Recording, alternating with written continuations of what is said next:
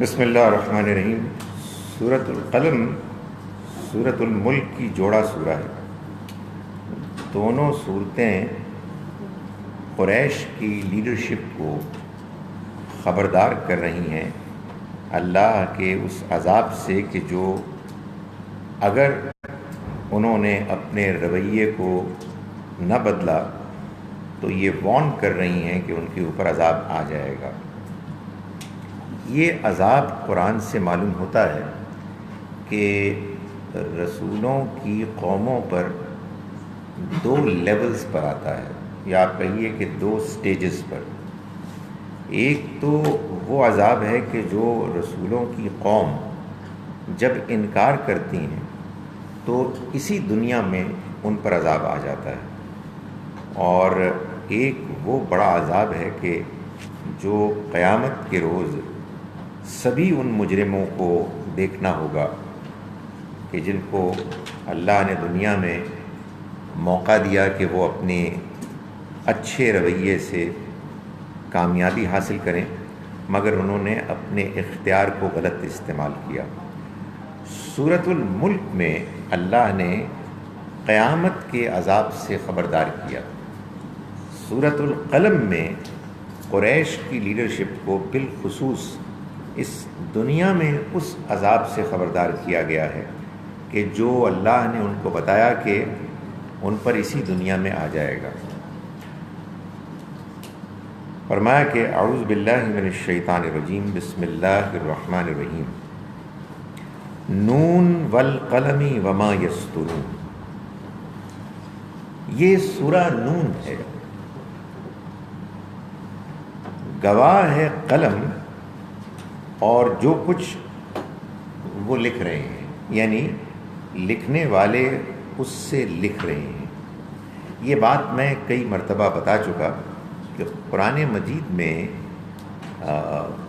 قسم جو واو کا ترجمہ ہے وہ اس مفہوم کے لیے آتی ہے کہ بعد میں بیان کی گئی جو بات ہے، جو دعویٰ ہے، اس کی دلیل کے طور پر وہ بات قسم کے طور پر آ جائے کہ جس کو کہ بیان کیا گیا ہے۔ یعنی کہنے کا مقصد یہ ہے کہ والقلم، قسم ہے قلم کی، اس سے مراد ہے گواہ ہے قلم۔ قلم اس بات پر شاہد ہے، اس کا پروف ہے، اس کا ایویڈنس ہے۔ وما یسترون، اور وہ کہ جو لکھنے والے اس سے لکھ رہے ہیں۔ کس چیز پر گواہ ہے یہ میں ذرا ابھی تھوڑی دیر بعد آپ کو بتاؤں گا۔ ابھی تو میں آپ کے سامنے نون کے بارے میں بتانا چاہتا ہوں کہ یہ سورہ مبارکہ کے بالکل آغاز میں ایسے ہی آیا ہے جیسے مثال کے طور پر سورہ بقرہ کے شروع میں الف لام میم ہے، یا سورہ طٰہٰ ہے، یا یاسین ہے۔ ان کو کہتے ہیں حروف مقطعات۔ یہ وہ الفابیٹس، لیٹرز ہیں کہ جن کو آپ جوڑ کر لفظ نہیں بناتے بلکہ الگ الگ پڑھتے ہیں۔ یہ قرآن مجید میں کئی صورتوں میں، 26-27 صورتوں میں آغاز میں یہ حروف آئے ہیں جن کو حروف مقطعات کہا گیا ہے، اور ہمارے عام طور پر یہ تصور مشہور ہے کہ یہ وہ حروف ہیں کہ جن کا مفہوم انسان نہیں جانتا، نہیں جان سکتا ہے، اور عام طور پر یہ کہا جاتا ہے کہ اللہ و رسولہ عالم، اللہ اور اس کے رسول زیادہ جانتے ہیں کہ اس کا کیا مطلب ہے۔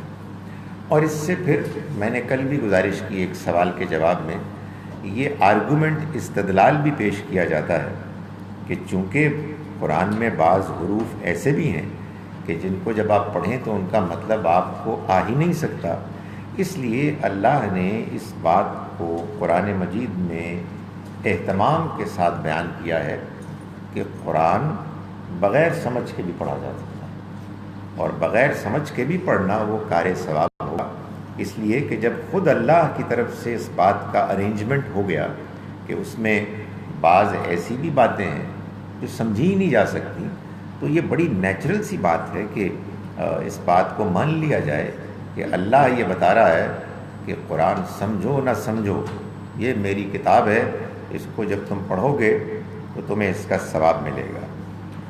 ثواب ملے گا یا نہیں ملے گا یہ تو اللہ ہی جانتا ہے، لیکن میں آپ کو یہ بتا رہا ہوں کہ یہ بات درست نہیں ہے کہ ہمیں حروف مقطعات کا مفہوم معلوم ہو ہی نہیں سکتا۔ اس کی سب سے بڑی دلیل نون ہے۔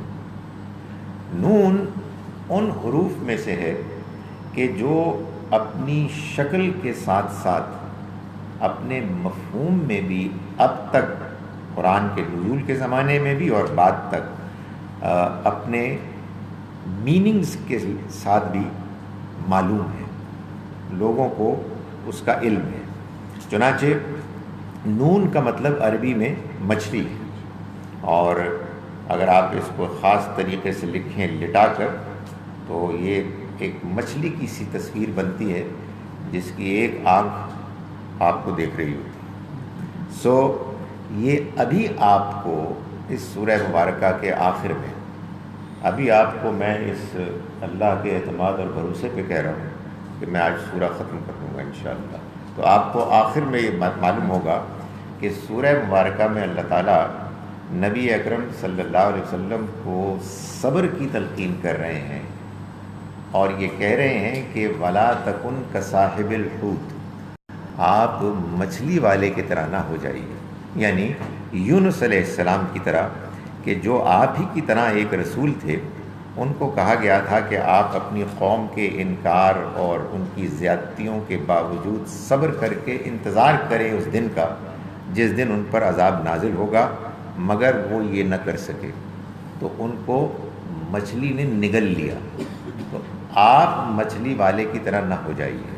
معلوم ہوا کہ سورہ مبارکہ کے آغاز میں نون جس کا مطلب مچھلی ہے، اور سورہ کے آخر میں مچھلی والے کا ذکر یہ بتا رہے ہیں کہ سورہ کے آغاز میں اس حرف کا آنا بے معنی بے مقصد نہیں ہے، نہیں ایسا ہے کہ ہم اس کا مفہوم نہیں جان سکتے۔ زیادہ سے زیادہ یہ کہنا چاہیے کہ بہت سے حروف مقطعات کا وہ مفہوم کہ جو قرآن مجید میں بیان کیا گیا ہے یا جس کی طرف اشارہ کیا گیا ہے، وہ ابھی تک ہم نہیں جان سکے، مگر ایک کامیابی سے انسانوں کے، خاص طور پر اسکالرس کے اندر یہ حوصلہ پیدا ہونا چاہیے کہ وہ اور مزید تحقیق کریں گے تو اور حروف کے معنی بھی سمجھ میں آ جائیں گے۔ جیسے ایک اشارتاً میں کہہ رہا ہوں، یہ بات بھی معلوم ہوتی ہے کہ توئے اپنی شکل کے لحاظ سے بھی اور کچھ مفہوم کے لحاظ سے جو اس کے پرانے زبان میں موجود ہیں، سانپ کے لیے استعمال ہوتا تھا۔ تو اگر آپ دیکھیں تو جیسے سانپ لپٹ کر ذرا اوپر ہوتا ہے، ایسے ہی توئے ہے۔ توئے طٰہٰ، تاسین، میم، اس سے شروع ہونے والی کئی قرآن کی صورتیں ہیں، اور تمام وہ صورتیں کہ جو توئے اور اس کے ساتھ دوسرے حروف سے ان کا آغاز ہوتا ہے، ان میں موسیٰ علیہ السلام کا ذکر ہے۔ تو موسیٰ علیہ السلام کا ذکر تو نہیں ہو سکتا، ان کی کہانی کا ذکر بغیر سانپ ازدہے کے ذکر کے۔ تو میں یہ صرف اشارہ کر رہا ہوں کہ یہ ایک ہمارے ہاں مشہور غلط فہمی ہے کہ ان حروف کا مطلب کسی کو نہیں آتا۔ نہیں، کچھ کا تو معلوم ہے، لیکن کچھ اور وہ ہیں کہ جن کا معلوم کرنے کے لیے تحقیق کرنی چاہیے۔ وَالْقَلَمِ وَمَا يَسْطُرُونَ، گواہ ہیں قلم اور وہ لکھنے والے جو اس سے لکھ رہے ہیں، یعنی یہ قلم کہ جس سے اللہ کی کتابوں کو لکھا گیا، اور میموری کے علاوہ اس قلم کے لکھنے سے بھی ان کو محفوظ کیا گیا، یہ گواہی دے رہے ہیں کہ ما انت بنعمت ربک بمجنون، کہ آپ اے پیغمبر صلی اللہ علیہ وسلم اپنے رب کی مہربانی سے دیوانے نہیں ہیں۔ یہ اصل میں جواب ہے ان لوگوں کے اعتراض اور تنقید کا کہ جو نبی صلی اللہ علیہ وسلم کے بارے میں اس طرح کی باتیں بس مذاق اڑانے کے لیے، آپ کو ڈسکریج کرنے کے لیے اور اپنے فالوورز کو مطمئن کرنے کے لیے بیان کرتے تھے۔ اللہ نے فرمایا کہ یہ ان کا کہنا کہ آپ نعوذ باللہ دیوانے ہیں، یہ بالکل غلط ہے.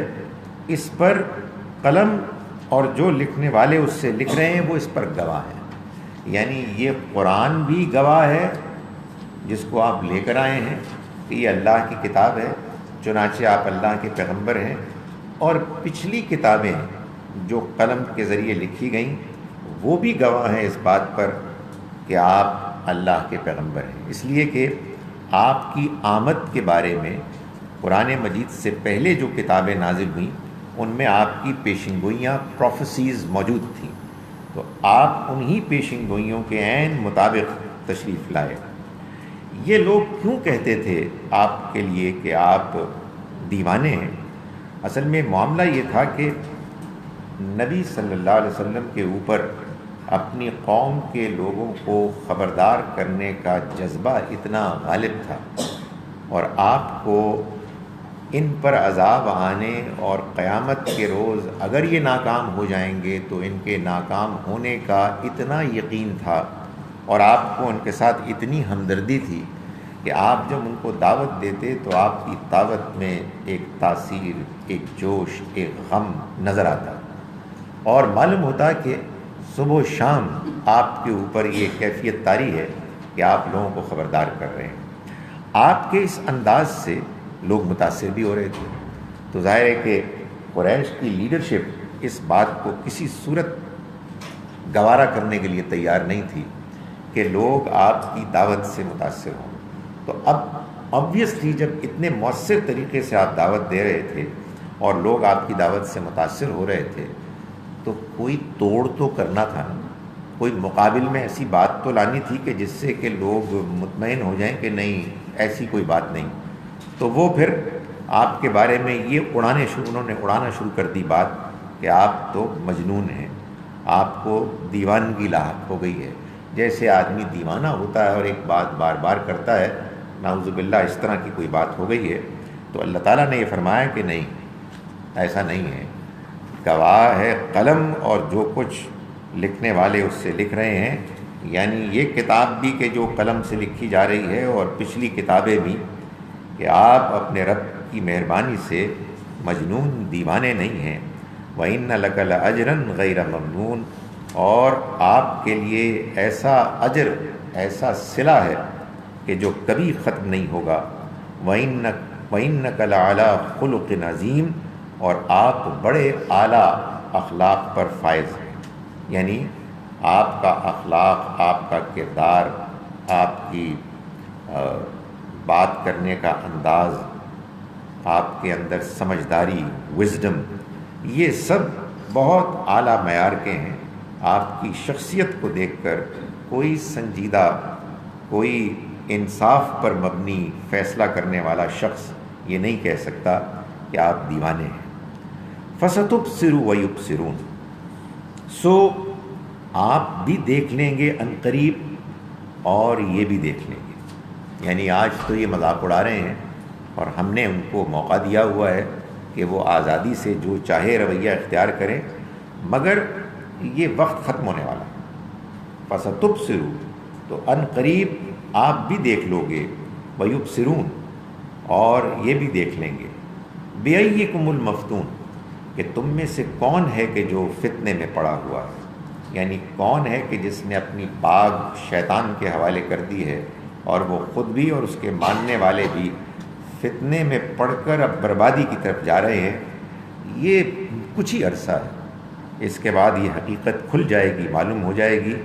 ان ربک هو اعلم بمن ضل عن سبیلہ، تمہارا رب خوب جانتا ہے کہ کون ہے کہ جو اس کے راستے سے بھٹکا. وهو اعلم بالمهتدین، اور وہ جانتا ہے بہت اچھی طرح سے کہ کون ہے کہ جو ہدایت پر ہے. یعنی ان کی پرواہ نہ کرو اور اپنا کام کیے چلے جاؤ. یہ جو کچھ بھی کہتے ہیں اس سے بالکل بے پرواہ ہو کر، تمہارا رب جانتا ہے کہ کون سیدھے راستے پر ہے، اور وہ جانتا ہے کہ کون ہے کہ جو گمراہی میں مبتلا ہو گیا ہے. فلا تطع المکذبین، چنانچہ تم ان جھٹلانے والوں کی بات کو کوئی اہمیت نہ دو. توتے یہ اصل میں اطاعت سے ہے. عربی میں جیسے اطاعت فرما برداری اوبیڈینس کے لیے آتا ہے، ویسے اگر موقع کانٹیکسٹ اس کی اجازت دے تو یہ پرواہ کرنے کے لیے ڈونٹ بادر اباؤٹ فلا تطع المکذبین، تم ان جھٹلانے والوں کی بات پر کوئی دھیان نہ دو۔ ودوا لو تدہنوا، یہ تو چاہتے ہیں کہ تم ذرا نرم پڑ جاؤ، فیدہنون، تو یہ بھی نرم پڑ جائیں گے۔ یہ تو گویا کہ تیار ہیں، یعنی ان کا معاملہ یہ ہے کہ یہ تم سے کچھ کنسیشنز چاہتے ہیں، یہ تمہارے شرک اور ان کے آباء و اجداد کے جو غلط دینی رویے ہیں ان پر تنقید کے بارے میں تم سے کچھ چاہتے ہیں کہ کنسیشن مل جائے، تم اس کے بارے میں کچھ ڈھیلے پڑ جاؤ، تو یہ تو تیاری ہے۔ یعنی ان کے اندر تو ابھی سے دم خم کی کمی ہے، وہ کسی صورت میں تمہاری زبان سے کچھ ایسے الفاظ چاہتے ہیں کہ جو ان کے جھوٹے خداؤں کے حق میں ذرا بات سننے کو مل جائے، فیدہنون، تو یہ تو نرم پڑھ ہی جائیں گے۔ ان کے ہاں تو اس کا رجحان موجود ہے، یعنی مطلب یہ ہے کہ نہ ان کا کوئی پوائنٹ آف ویو، نقطہ نظر ہے، نہ اس کے بارے میں وہ کنونسڈ ہیں، وہ تو صرف ضد میں آئے ہوئے ہیں۔ انہیں تو یہ چوٹ لگی ہے کہ تم ان کے جھوٹے خداؤں کو غلط اور باطل قرار دے رہے ہو، ان کے آباء و اجداد کے دین کو تم نے کنڈیم کیا ہے، بس اس معاملے میں وہ تم سے کچھ آسانی، کچھ کنسیشن چاہتے ہیں، تو وہ تو تیاری ہے۔ وَلَا تُطِعْ كُلَّ حَلَّافٍ مَّهِينٍ، اور دیکھو نہ کوئی تم پرواہ کرو کُلَّ حَلَّافٍ مَّهِينٍ۔ اب کیا ہوا کہ اللہ تعالیٰ نے پہلے تو نبی صلی اللہ علیہ وسلم کے اعلیٰ اخلاق، اعلیٰ کردار کا حوالہ دیا، اور اب آپ کے مقابل میں جو قریش کی لیڈرشپ تھی، اب ان کے کردار کو بیان کیا ہے۔ یہ جو کردار کا بیان ہے یہ کسی ایک فرد کا بیان نہیں ہے، بلکہ معلوم ہوتا ہے کہ ایک پوری لیڈرشپ تھی کہ جو آپ کے سامنے موجود تھی، اور اس لیڈرشپ کو اللہ تعالیٰ سامنے رکھ کر بیان کر رہے ہیں کہ ایک جانب ہمارے پیغمبر ہیں کہ جو اعلیٰ ترین اخلاق پر فائز ہیں، اور دوسری جانب یہ قریش کے لیڈرز ہیں کہ جو ان کے مقابلے میں آئے ہوئے ہیں۔ کہنے کا مقصد یہ ہے کہ باقی لوگ جو دیکھ رہے ہیں وہ فیصلہ کر لیں کہ انہیں کس کی طرف جھکنا ہے۔ فرمایا وَلَا تُطِعْ كُلَّ حَلَّافٍ مَّهِينٍ، اور آپ پرواہ نہ کیجئے ہر قسم کھانے والے، بہت قسم کھانے والے، مہین اور ذلیل شخص کی۔ یہ قسمیں بہت کھانے والا جو ہے وہ اصل میں وہ شخص ہوتا ہے کہ جس کو اپنے کردار پر بھروسہ نہیں ہوتا۔ وہ بات کرے گا تو اسے خیال ہوتا ہے کہ لوگ مانیں گے نہیں، اس لیے کہ اس کا جھوٹا ہونا لوگوں پر واضح ہے، تو وہ پھر اپنی بات کو ثابت کرنے کے لیے یا اپنی بات کو منوانے کے لیے وہ قسمیں کھاتا ہے۔ اور مہین یعنی کردار کا وہ پست ہے۔ حماز مشاء بنمیم، وہ کہ جو اشارہ باز ہے، اشارے کرتا ہے۔ نبی صلی اللہ علیہ وسلم کے معاملے میں بھی لوگ کرتے تھے کہ جب ان کو کچھ اور نہ کرنے کو ملتا، کسی اور چیز کو وہ حاصل نہ کر پاتے، تو پھر ایک دوسرے کو اشارے کر کے وہ اپنے آپ کو مطمئن کر لیتے۔ وہ چاہتے تو یہ تھے کہ آپ کا پیغام کسی طرح سے غلط ثابت ہو جائے، اس کی کمزوری نمایاں ہو جائے، لیکن جب یہ ممکن نہ ہوا تو پھر اشارے سے مذاق اڑاتے ہوئے وہ اپنا مقصد پورا کرنے کی کوشش کرتے۔ مشاء بنمیم، اور وہ کہ جو چغلی لیے پھرتا ہے، یعنی وہ شخص کہ چغل خور ہے اور چغلی کرنا اس کا عام طریقہ ہے، ان کی پرواہ نہ کرو۔ مناع للخیر، وہ کہ جو بھلائی سے روکنے والے ہیں۔ قرآن مجید میں الخیر لفظ خاص طور پر مال کے لیے استعمال ہوا ہے، یعنی لوگوں پر مال خرچ کرنا۔ تو یہ ان میں سے بہت سے لوگ وہ بھی تھے کہ خود بھی وہ خرچ نہیں کرتے تھے اور دوسروں کو بھی روکتے تھے۔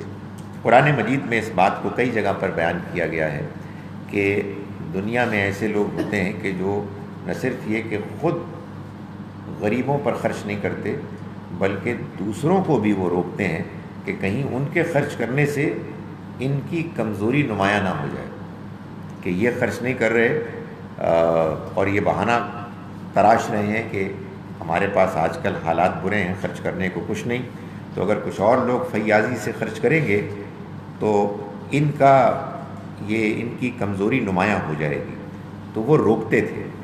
فرمایا کہ معتدن اثیم، حد سے آگے بڑھ جانے والے اور لوگوں کا حق مارنے والے، یعنی ان میں وہ لوگ تھے کہ جو دوسروں کے ساتھ زیادتی کرتے تھے، ظلم کرتے تھے، دوسروں کا حق ان کو نہیں دیتے تھے۔ یہ وہ الفاظ ہیں کہ جن کا مفہوم سبھی جانتے ہیں۔ دنیا میں لوگوں کے حقوق ہوتے ہیں، ان کو ادا کرنے کی ضرورت ہوتی ہے، اور دنیا میں انسانوں کی جان، ان کا مال، ان کی آبرو، اس کا یہ حق ہے کہ لوگ اس کے اوپر زیادتی نہ کریں، اس پر چڑھ نہ دوڑیں۔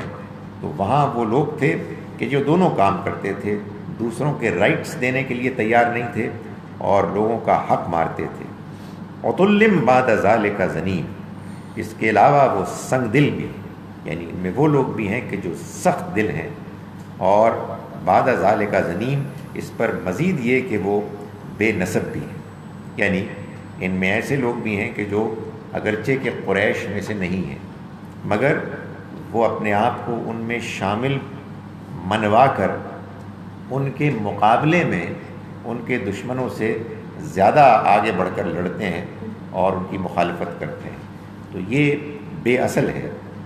ہمارے یہاں بدقسمتی سے ابھی کچھ عرصے پہلے یہ بات بیان کی گئی کہ بد زبانی، گالی گلوچ، نعوذ باللہ، یہ ہمارے دین میں، قرآن میں اور حدیث میں بیان ہوئی ہے، ایسی کوئی بات نہیں ہے۔ قرآن مجید کا یہی لفظ ہے کہ جس کو وہ لے کے بیان کرتے ہیں، اس لفظ کا مطلب ہے بے اصل، یعنی ایک شخص ہے کہ جو کسی قبیلے خاندان سے تعلق نہیں رکھتا مگر یہ دعویٰ کرتا ہے کہ وہ اس خاندان کا ہے۔ تو معلوم ہوتا ہے کہ قریش کے وہ لیڈرز کے جو نبی صلی اللہ علیہ وسلم کی مخالفت کر رہے تھے، وہ اس میں وہ لوگ بھی شامل تھے کہ جنہوں نے اپنے آپ کو اس خاندان، اس قبیلے سے ہونے کا دعویٰ کیا اگرچہ کہ وہ اس کو بلانگ نہیں کرتے تھے۔ فرمایا ان کانا ذا مال و بنین، یہ انہوں نے اس لیے رویہ اختیار کیا کہ وہ ہوئے مال اور اولاد والے، یعنی کہنے کا مقصد یہ ہے کہ اللہ کی طرف سے جب انسان کو نعمتیں ملتی ہیں تو اس کا حق تو یہ ہے کہ انسان شکر گزار ہو، شکر گزار ہوتے ہوئے وہ اپنے اخلاق کو بلند کرے۔ انسان اللہ کی نعمتوں کا شعور حاصل کر کے، اس کو ویلیو کر کے، اس کی قدر کر کے، اپنے رب کا شکر ادا کرنے کے لیے اس کے آگے جھکے بھی اور اپنے کردار میں خوبیاں پیدا کرے۔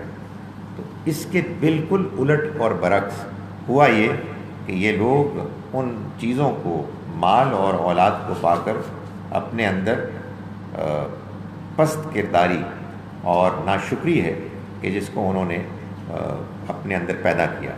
تو اللہ تعالیٰ نے اس پر یہ یعنی آخر میں تبصرہ کیا کہ یہ سب کچھ ان کے یہاں ہوا ان کان ذا مال و بنین، اس وجہ سے کہ یہ مال اور بیٹوں والے ہوئے، یعنی ان کو اللہ نے اس دنیا میں اپنی نعمتوں سے مالا مال کیا، لیکن ان کا رویہ اس کے بالکل برعکس ہو گیا۔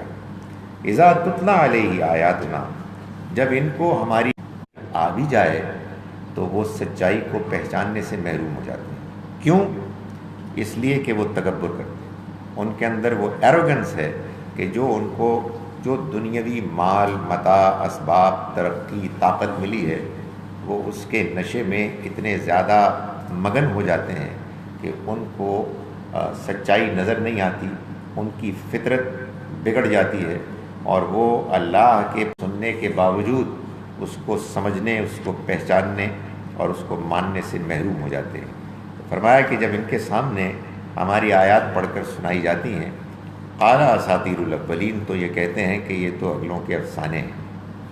یہ ظاہر ہے کہ انہوں نے اس لیے کیا کہ اس کی وجہ یہ تھی کہ یہ اپنے آپ کو بڑا سمجھتے تھے اور یہ اس کے لیے تیار نہیں، زبانی ان کو اللہ کا پیغام پیش کیا جائے کہ جو ان کے مقابلے میں مالی طور پر دنیاوی طور پر کمتر تھے. بنی اسرائیل کے ساتھ بھی یہی پرابلم تھی، ان کو بھی یہی بیماری لاحق تھی، اور بنی اسماعیل کے ان قریش کے لیڈروں کو بھی یہی پرابلم تھی. تو وہ ان کی اپنی ایک عزت نفس تھی. عزت نفس کے لیے ہمارے ہاں بھی یہ محاورے میں بات ہے کہ بڑی ناک ہے اس کی، وہ بڑی ناک والا ہے. تو وہ بڑی ناک والے تھے، جس وجہ سے انہوں نے تکبر کے ساتھ اس پیغام کو ٹھکرایا اور یہ کہا کہ یہ تو اگلوں کے افسانے ہیں. تو جواب میں اللہ تعالیٰ نے فرمایا سنسمہ علی الخرطوم، ہم ان کی یہ سونڈ ان قریب داغ دیں گے. اللہ نے اس ناک کو سونڈ بنا دیا. یہ جو ایگزیجریٹڈ عزت نفس ہے، اس کو ہم وہ دن دور نہیں ہے کہ اس کو ہم داغ دیں گے، اس کو ہم سزا دیں گے، یہ اپنے اصل انجام کو پہنچیں گے. یہ ظاہر ہے کہ اس بات کا بیان ہے کہ وہ ناک کہ جو اگر اپنی جگہ پر جیسے اللہ نے بنائی ہے موجود ہو تو بڑی نعمت ہے، لیکن اگر یہ ایگزیجریٹ ہو جائے، بہت زیادہ بڑھ جائے، تو یہی ناک جو ہے وہ سونڈ بن جائے. اسی طرح سے عزت نفس کوئی بری چیز نہیں ہے. انسان کے اندر ایک عزت نفس ہونی چاہیے، اس کو دوسروں کے آگے ذلیل نہیں ہونا چاہیے. لیکن اس کا یہ مطلب نہیں ہے کہ آدمی اپنی عزت نفس کو اتنا زیادہ بڑھا دے کہ وہ متکبر ہو جائے، ایروگنٹ ہو جائے، اور اس کے بعد وہ اس بات کے لیے بالکل آمادہ ہی نہ ہو کہ اس کے سامنے کوئی پیغام برحق آ رہا ہے کہ جو اس کو متوجہ کر رہا ہے کہ وہ اللہ کے پیغام، اس کی طرف سے آئی ہوئی عبادت کی دعوت اور آخرت کی تیاری کے لیے مائل ہو جائے، جھک جائے. تو ان کے لیے چونکہ رکاوٹ بن گئی ان کی عزت نفس اور ان کا تکبر، تو اللہ تعالیٰ نے فرمایا کہ ہم ان کی سونڈ کو داغ دیں. ہے یہاں جگہ انا بلوناہم کما بلونا اصحاب الجنہ. اس کے بعد اب اگلی بات شروع ہوئی. اللہ تعالیٰ نے فرمایا کہ ہم نے ان کو اسی طرح سے امتحان میں ڈال دیا، کما بلونا اصحاب الجنہ، جس طرح ہم بات کے ساتھ یہ کہہ رہے ہیں کہ ہم لازماً اس کو صبح ہوتے ہی توڑ لیں گے. ولا یستثنون، اور یعنی انہوں نے جو بات کی اس میں یہ بات معلوم ہوتی ہے کہ انہوں نے جس طرح کے عام رواج تھا اس زمانے میں کہ کچھ نہ کچھ پھل باغ والے جب باغ کے پھلوں کو توڑتے تو وہ نیچے چھوڑ آتے تاکہ غریب غربا جب آئیں تو وہ بھی کچھ اٹھا کے لے جائیں، ان کے ہاتھ بھی کچھ آ جائے.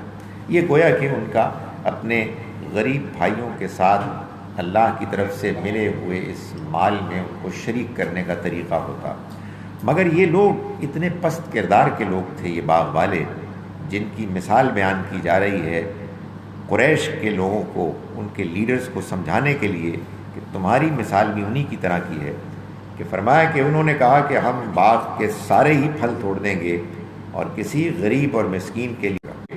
تو پھر کیا ہوا کہ ایک گزرنے والی اس کے اوپر سے گزر گئی، میرے رب کا، تمہارے رب کی طرف سے، وہم نائمون، اور وہ سوئے ہوئے تھے. یعنی ایک آفت آئی، اس آفت نے ان کے پورے باغ کو گھیر لیا اور آنن فانن وہ باغ تباہ و برباد ہو گیا اور انہیں کچھ خبر ہی نہیں تھی. یہ پورے اطمینان اعتماد کے ساتھ سو رہے تھے. فَأَصْبَحَتْ كَالصَّرِيمِ، تو کیا ہوا کہ وہ بالکل کٹی ہوئی فصل کی مانند ہو گیا. وہ باغ جو پھلوں سے لدا ہوا تھا، آگے چل کے معلوم ہوتا ہے کہ جس کے نیچے کھیتی بھی تھی، وہ سب بالکل جل کر راکھ ہو گیا، بالکل ضائع ہو گیا. فَتَنَادَوْا مُصْبِحِينَ، تو وہ صبح اٹھے اور انہوں نے ایک دوسرے کو پکارنا شروع کر دیا. أَنِ اغْدُوا عَلَىٰ حَرْثِكُمْ إِن كُنتُمْ صَارِمِينَ، کہ تم چلو صبح صبح کھیت کی طرف اگر تمہیں پھل توڑنا ہے. یہ اللہ تعالیٰ نے ایک بڑے مؤثر انداز میں یہ حقیقت سمجھا دی کہ بعض اوقات کیا ہوتا ہے کہ ایک فرد یا افراد کی بربادی کا فیصلہ ہو چکا ہوتا ہے، بلکہ نافذ ہو چکا ہوتا ہے، باغ برباد ہو چکا ہے، اور یہاں پورے اعتماد کے ساتھ وہ کہہ رہے ہیں کہ آؤ چلو اپنے باغ کے پھل توڑیں۔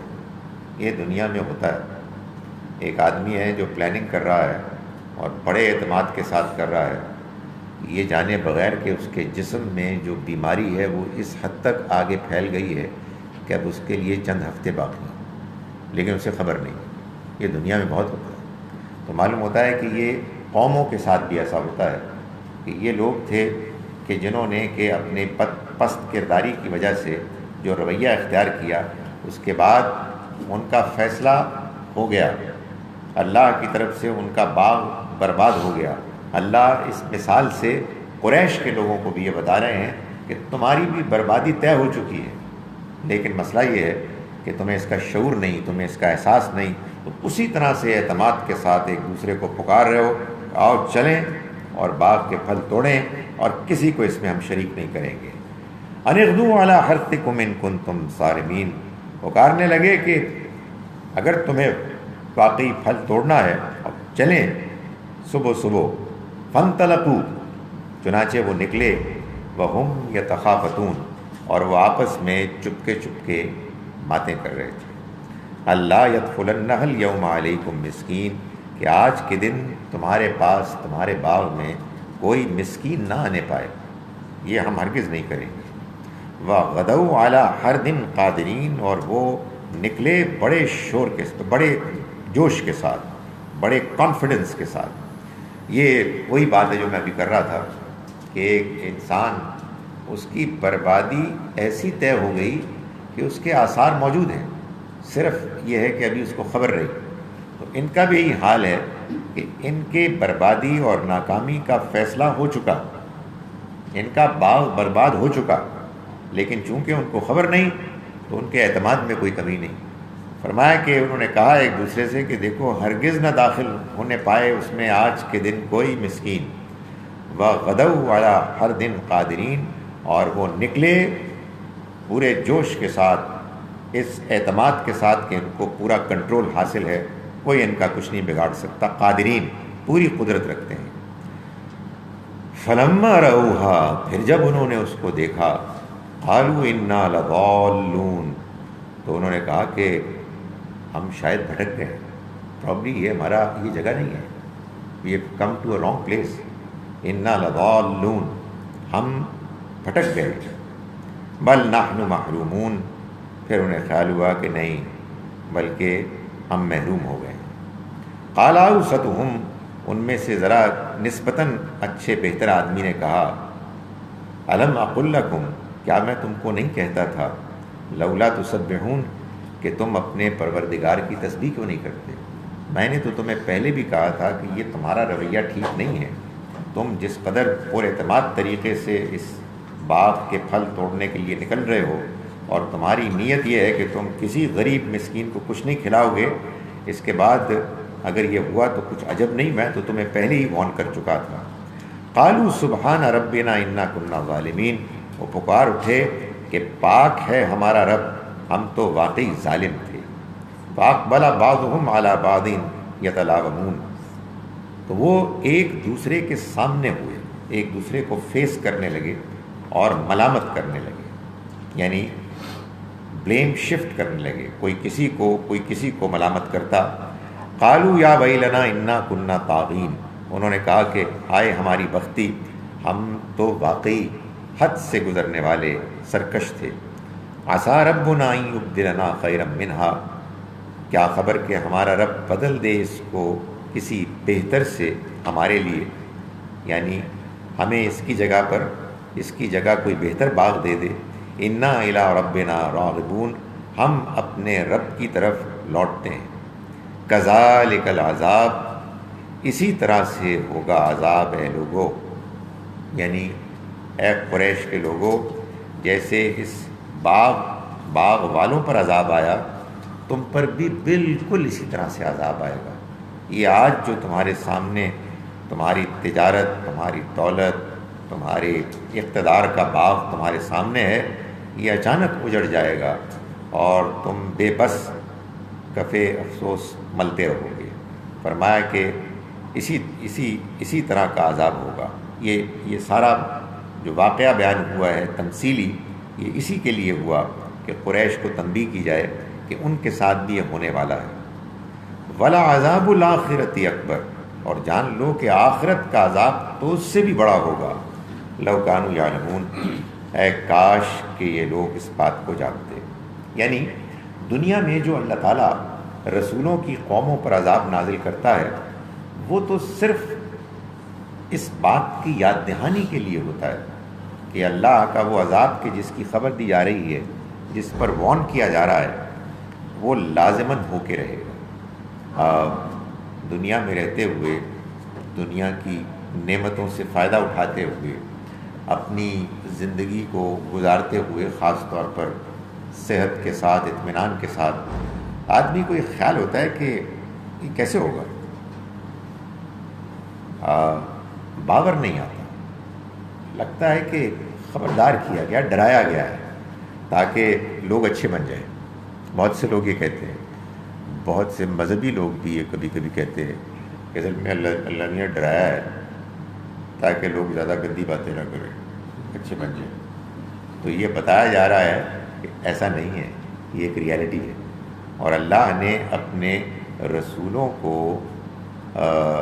پیغام دے کر اور ان کی قوم کو بالآخر وارننگ کے بعد لٹرلی عذاب سے دوچار کر کے، برباد کر کے یہ واضح کیا ہے کہ وہ آخرت کا عذاب کہ جس کے بارے میں ہم پوری دنیا کو خبر دے رہے ہیں کہ اگر انہوں نے زندگی میں صحیح رویہ اختیار نہ کیا تو ان کو اس عذاب سے دوچار ہونا ہوگا، وہ اس عذاب سے پڑھ کر فرمایا کذالک العذاب، اسی طرح سے تم پر عذاب آ جائے گا اے قریش کے لوگوں۔ ولا عذاب الآخرۃ اکبر، اور جان لو کہ آخرت کا عذاب زیادہ بڑا ہے، زیادہ سنگین ہے۔ لو کانوا یعلمون، اے کاش کہ یہ لوگ اس بات کو جانتے۔ ان للمتقین عند ربہم جنات النعیم، یقیناً پرہیزگاروں کے لیے، اللہ سے ڈرنے والوں کے لیے ان کے رب کے ہاں جنات النعیم، نعمت کے باغ ہیں۔ اس کے بعد اللہ تعالیٰ یہ سوال اٹھا رہے ہیں کہ تمہارے خیال میں ایسا کیوں نہیں ہوگا؟ Why do you think it's not going to happen? تمہارا کیا خیال ہے؟ افنجعل المسلمین کالمجرمین، تو کیا ہم فرما برداروں کو اور مجرموں کو برابر کر دیں گے؟ یعنی تمہارا یہ خیال ہے کہ اس دنیا میں انسان آتا ہے اور اپنی اپنی منمانی کرتا ہے، کچھ لوگوں کو زیادہ اختیار طاقت ملتی ہے، کچھ کمزور ہوتے ہیں، اپنا اپنا کردار ادا کر کے جیسے ڈرامے میں، فلم میں ختم ہو جاتا ہے، ایسے وہ ختم ہو کے چلے جاتے ہیں، کچھ بھی نہیں ہونا۔ تو پھر تمہارا خیال یہ ہے کہ ہم سب کو مار کے برابر کر دیں گے۔ افنجعل المسلمین کالمجرمین، تو کیا ہم فرما برداروں کو اور مجرموں کو برابر کر دیں گے؟ ما لکم، تمہیں کیا ہوا ہے؟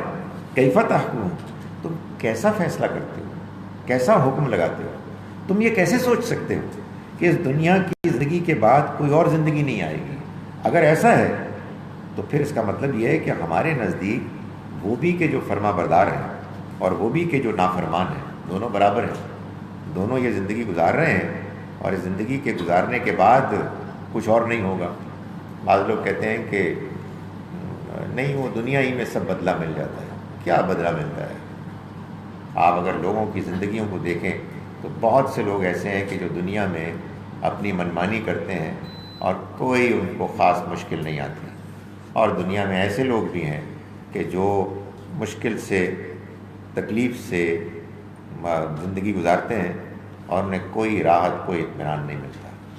بعض لوگوں کا کہنا یہ ہے کہ نہیں، وہ اسی دنیا میں دوبارہ آپ کو ایک اور جنم ملتا ہے، تو آپ اگر ایک اچھے بلی، کتے کی حیثیت سے زندگی گزارتے ہیں تو پھر اس کے بعد انسان بن جاتے ہیں۔ تو گویا کہ میں اور آپ انسان اس سے پہلے کسی اور شکل میں تھے جس کا یہ انعام ہم کو مل رہا ہے۔ آپ کو یاد ہوگا، مجھے تو کوئی یاد نہیں ہے، تو اگر مجھے یاد نہیں ہے تو پھر اس انعام کا فائدہ کیا ہے؟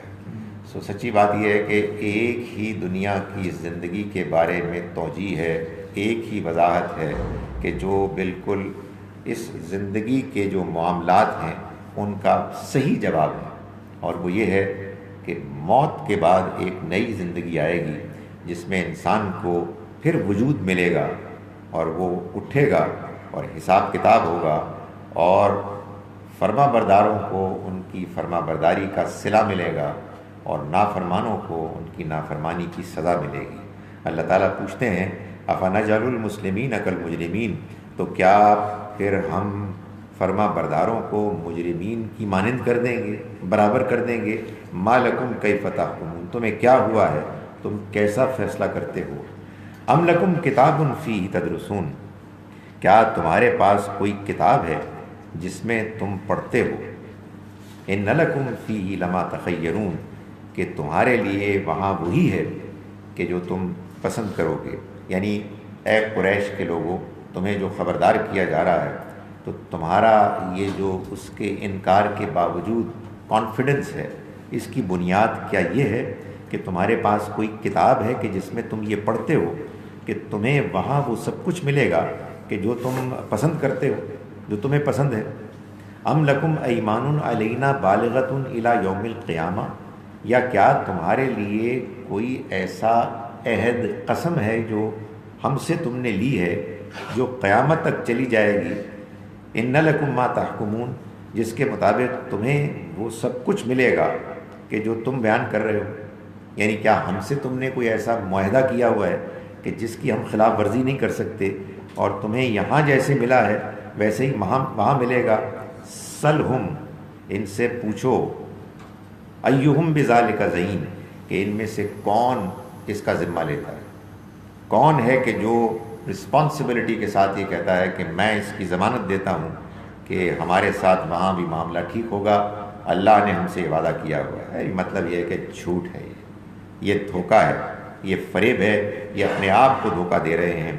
ام لہم شرکا، یا پھر ان کے کوئی شریک ہیں، فَلْيَأْتُوا بِشُرَكَائِهِمْ إِن كَانُوا صَادِقِينَ، تو پھر لائیں وہ اپنے شریکوں کو اگر وہ واقعی سچے ہیں۔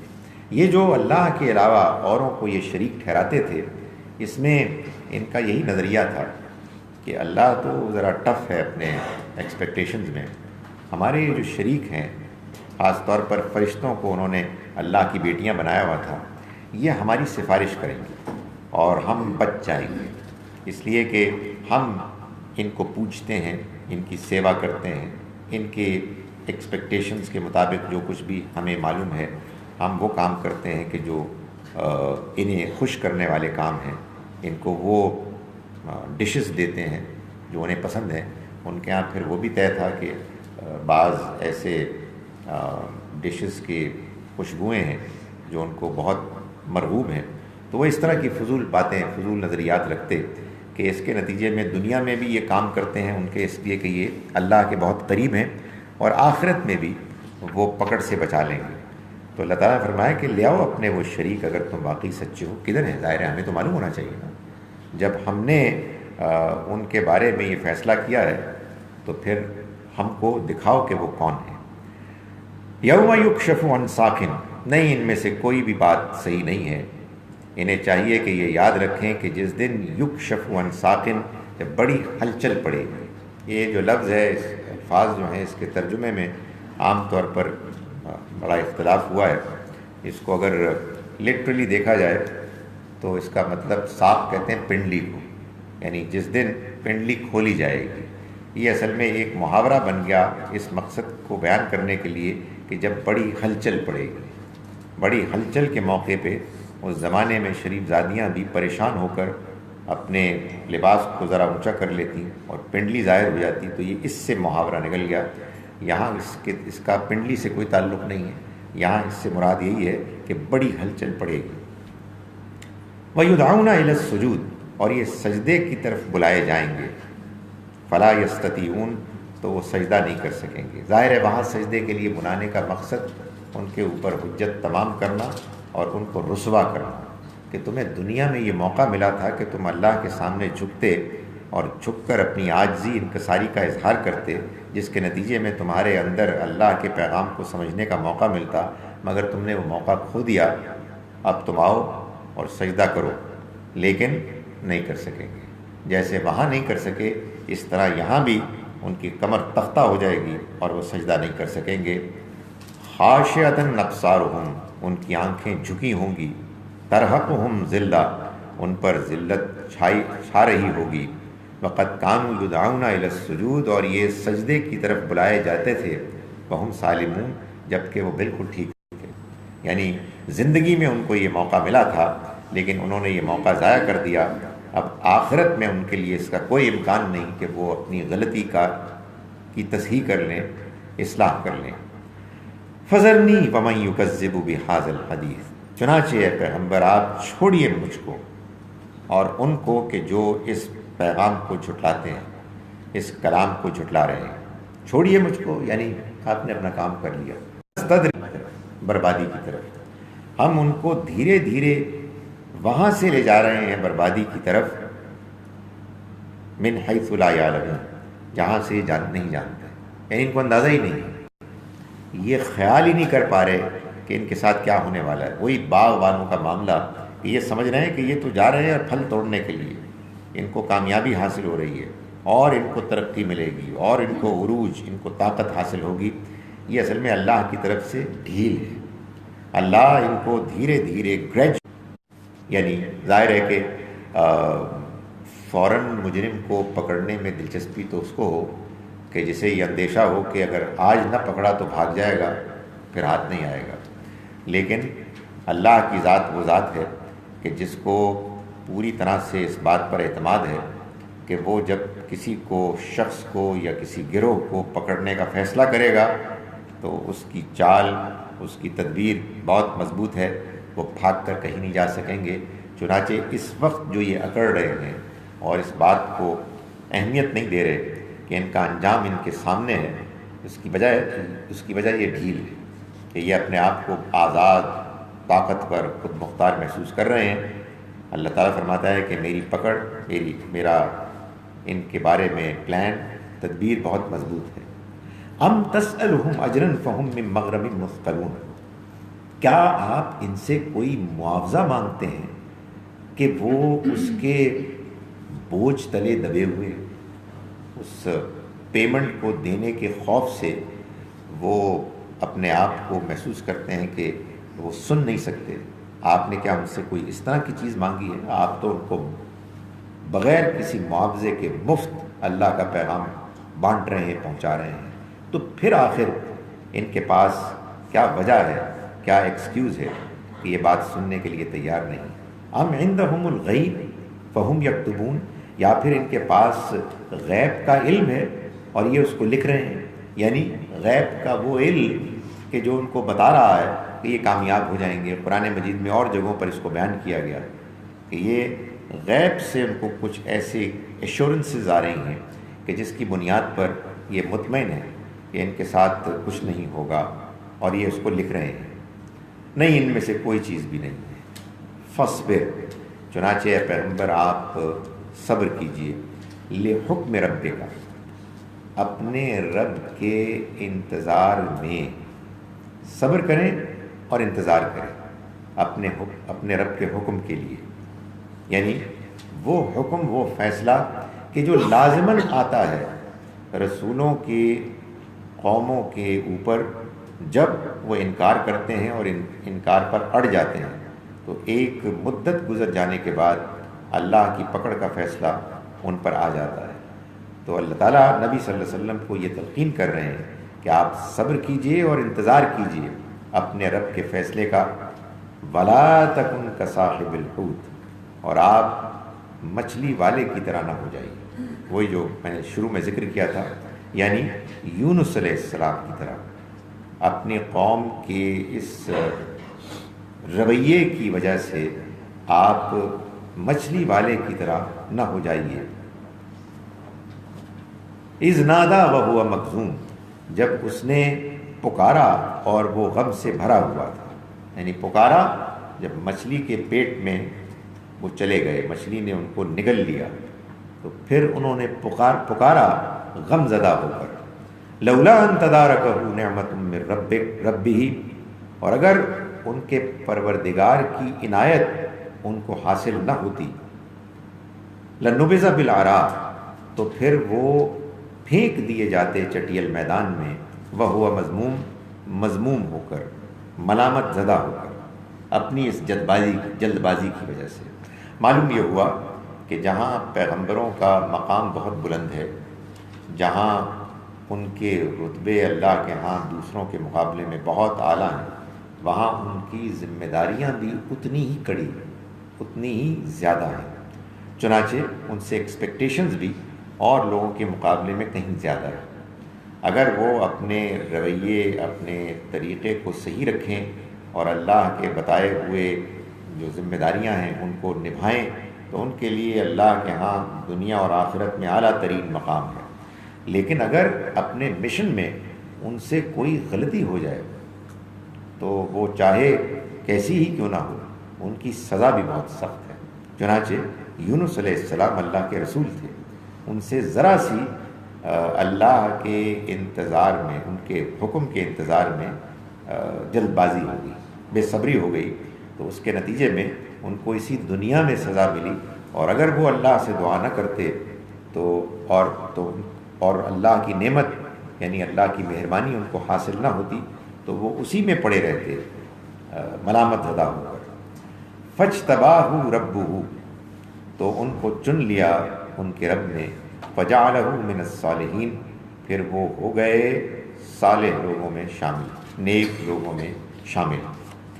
من یکاد الذین کفروا، اور یہ منکر، یہ انکار کرنے والے، یہ لگتا ہے کہ قریب ہے کہ لیلزقونک بابصارہم، کہ اپنی نگاہوں سے آپ کو پھسلا دیں گے۔ لما سمعوا الذکر، جب انہوں نے سنا اس ذکر کو، یعنی جس غصے سے، جس نفرت کے انداز میں اے پیغمبر یہ انکار کرنے والے آپ کو دیکھتے ہیں، معلوم یہ ہوتا ہے کہ وہ گویا کہ اپنی نگاہوں ہی سے آپ کو پھسلا دیں گے۔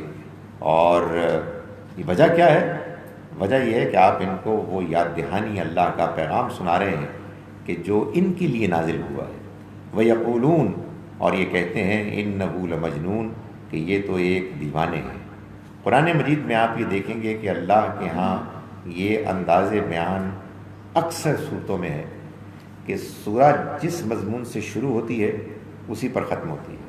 تو ابتدا میں بھی یہی بات بیان کی گئی کہ یہ لوگ یہ کہتے ہیں کہ آپ دیوانے ہیں، یہاں اسی کو آخر میں بیان کر دیا گیا، آپ اپنے رب کی مہربانی سے کوئی دیوانے نہیں، یہ شروع میں کہا گیا اور آخر میں یہ بتایا گیا کہ یہ لوگ یہ کہتے ہیں۔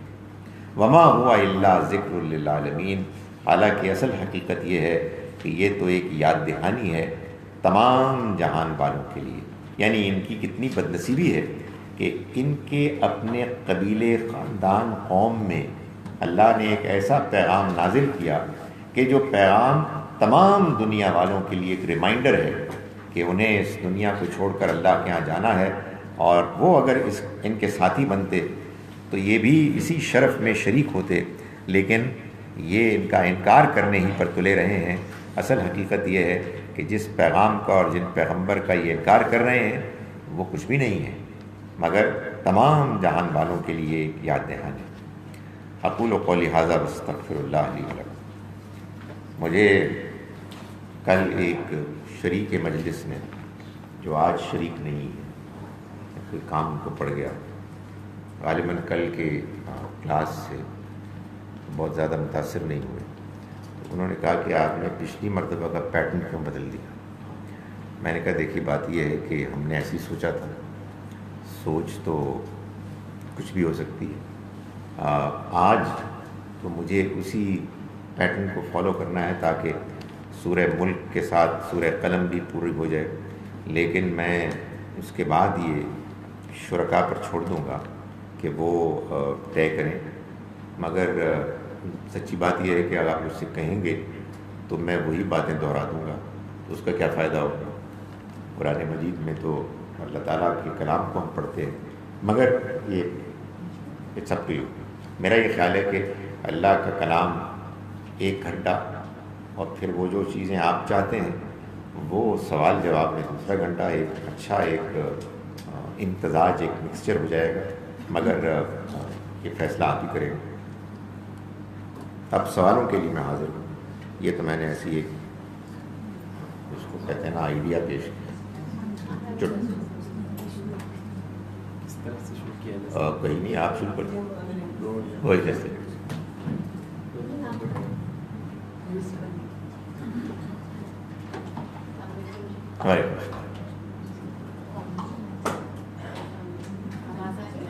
نہیں وہ آواز ادھر آنی ہے، ہمیں یہ پتہ لگتا ہے. اچھا یہ اس کی سائنس نہیں مجھے معلوم، میرے تو خیال تھا کہ اس کے لیے. کویسچن از سو بیسکلی جو یہ دنیا میں جو عذاب آتے ہیں دیٹ از وین رسولوں کی قوم، کریکٹ؟ اب ہمارے جو ایک ٹینڈنسی ہوتی ہے کہیں کچھ برا ہو جائے تو فوراً کہا جاتا ہے بس ان پہ تو اللہ کا عذاب آ رہا ہے because whatever, so that is incorrect. جی بالکل، قرآن مجید نے اس بات کو بڑا کلیئرلی بیان کیا ہے کہ وما کننا معذبین، ہم عذاب نہیں بھیجیں گے حتیٰ نبعث رسولا، جب تک کہ ہم رسول نہ بھیجیں. عذاب اصل میں سزا ہے. سزا کے بھیجنے کے لیے یہ شرط لازم ہے کہ پہلے مجرم کا جرم ثابت ہو جائے. مجرموں کے جرم ثابت کرنے کے لیے تو قیامت ہے. اس دنیا میں مجرم اس وقت ثابت ہوتے ہیں یا ہوا کرتے تھے جب اللہ کے رسول آ جاتے تھے اور وہ جرم کرنے والوں کے جرم کے مقابل میں اللہ کا پیغام اتنے واضح طریقے سے پیش کرتے کہ حجت تمام ہو جاتی.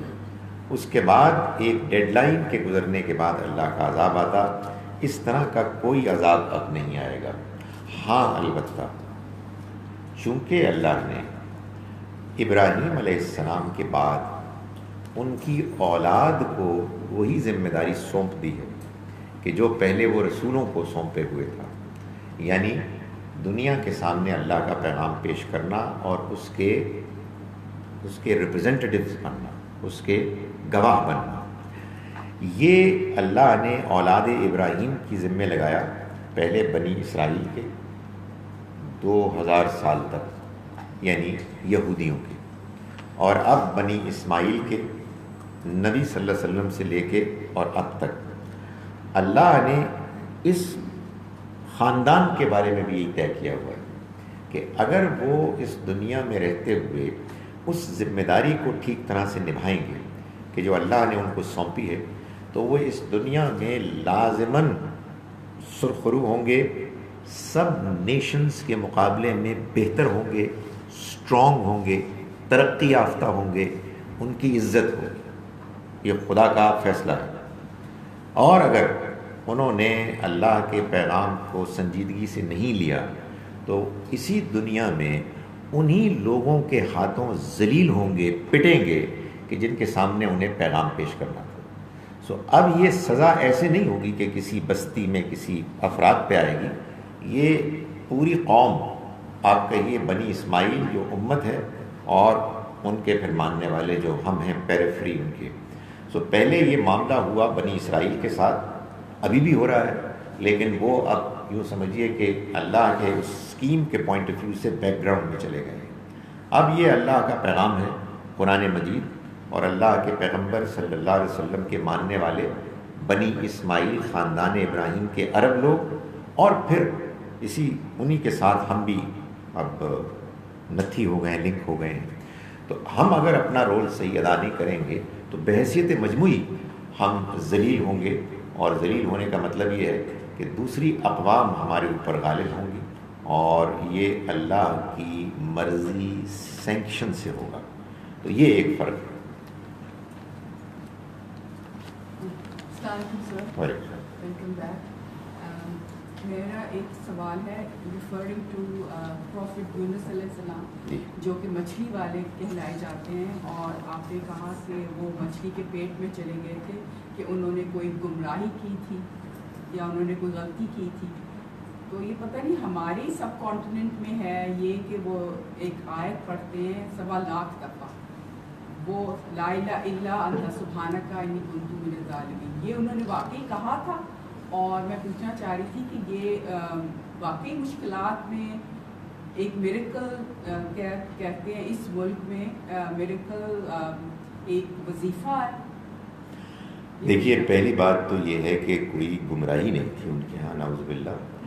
ایک ان کے لیے اللہ کا حکم تھا کہ انہوں نے اللہ کے عذاب کا انتظار کرنا ہے اور اپنی قوم کے انکار اور نافرمانی کے باوجود صبر کرنا ہے، اس میں ان سے یہ کوتاہی ہو گئی کہ حق کی غیرت میں وہ وقت سے پہلے اپنی قوم کو چھوڑ کر چلے گئے۔ اس کے نتیجے میں وہ جب مچھلی کے پیٹ میں گئے، ظاہر ہے وہ ایک داستان ہے، کشتی پہ سوار ہوئے، وہ جیسے بھی گئے، قرآن نے اس کو بیان نہیں کیا، لیکن بائبل کے بیان کو ماننے میں کوئی رکاوٹ نہیں ہے۔ تو اس کے بعد پھر جب وہ اس اندھیرے میں گئے اس کی بیلی کے، تو اس وقت پھر انہوں نے تکلیف میں، غم میں اللہ کو پکارا اور دعا کی، اور قرآن مجید ہی میں اس کو بیان کیا گیا ہے، لا الہ الا انت سبحانک انی کنت من الظالمین، جس کو آیت کریمہ لوگ کہتے ہیں۔ بس قرآن کا تو اتنا ہی بیان ہے۔ لوگ اب اس کے بارے میں یہ کہتے ہیں، سمجھتے ہیں کہ اس آیت کو جب آپ نے سن اس لیے آیا ہے کہ اس کے ذریعے سے ہمیں دنیا میں میریکلز نظر آئے، تو وہ اس طرح کے کام کرتے رہتے ہیں۔ میں اس کا جواب نہیں دے سکتا، یہ لوگوں کے تجربے کی بات ہے۔ میں صرف یہ بتا سکتا ہوں کہ اس طرح کا ایک خاص تعداد میں کرنا یہ ہمیں دین میں نہیں بتایا گیا۔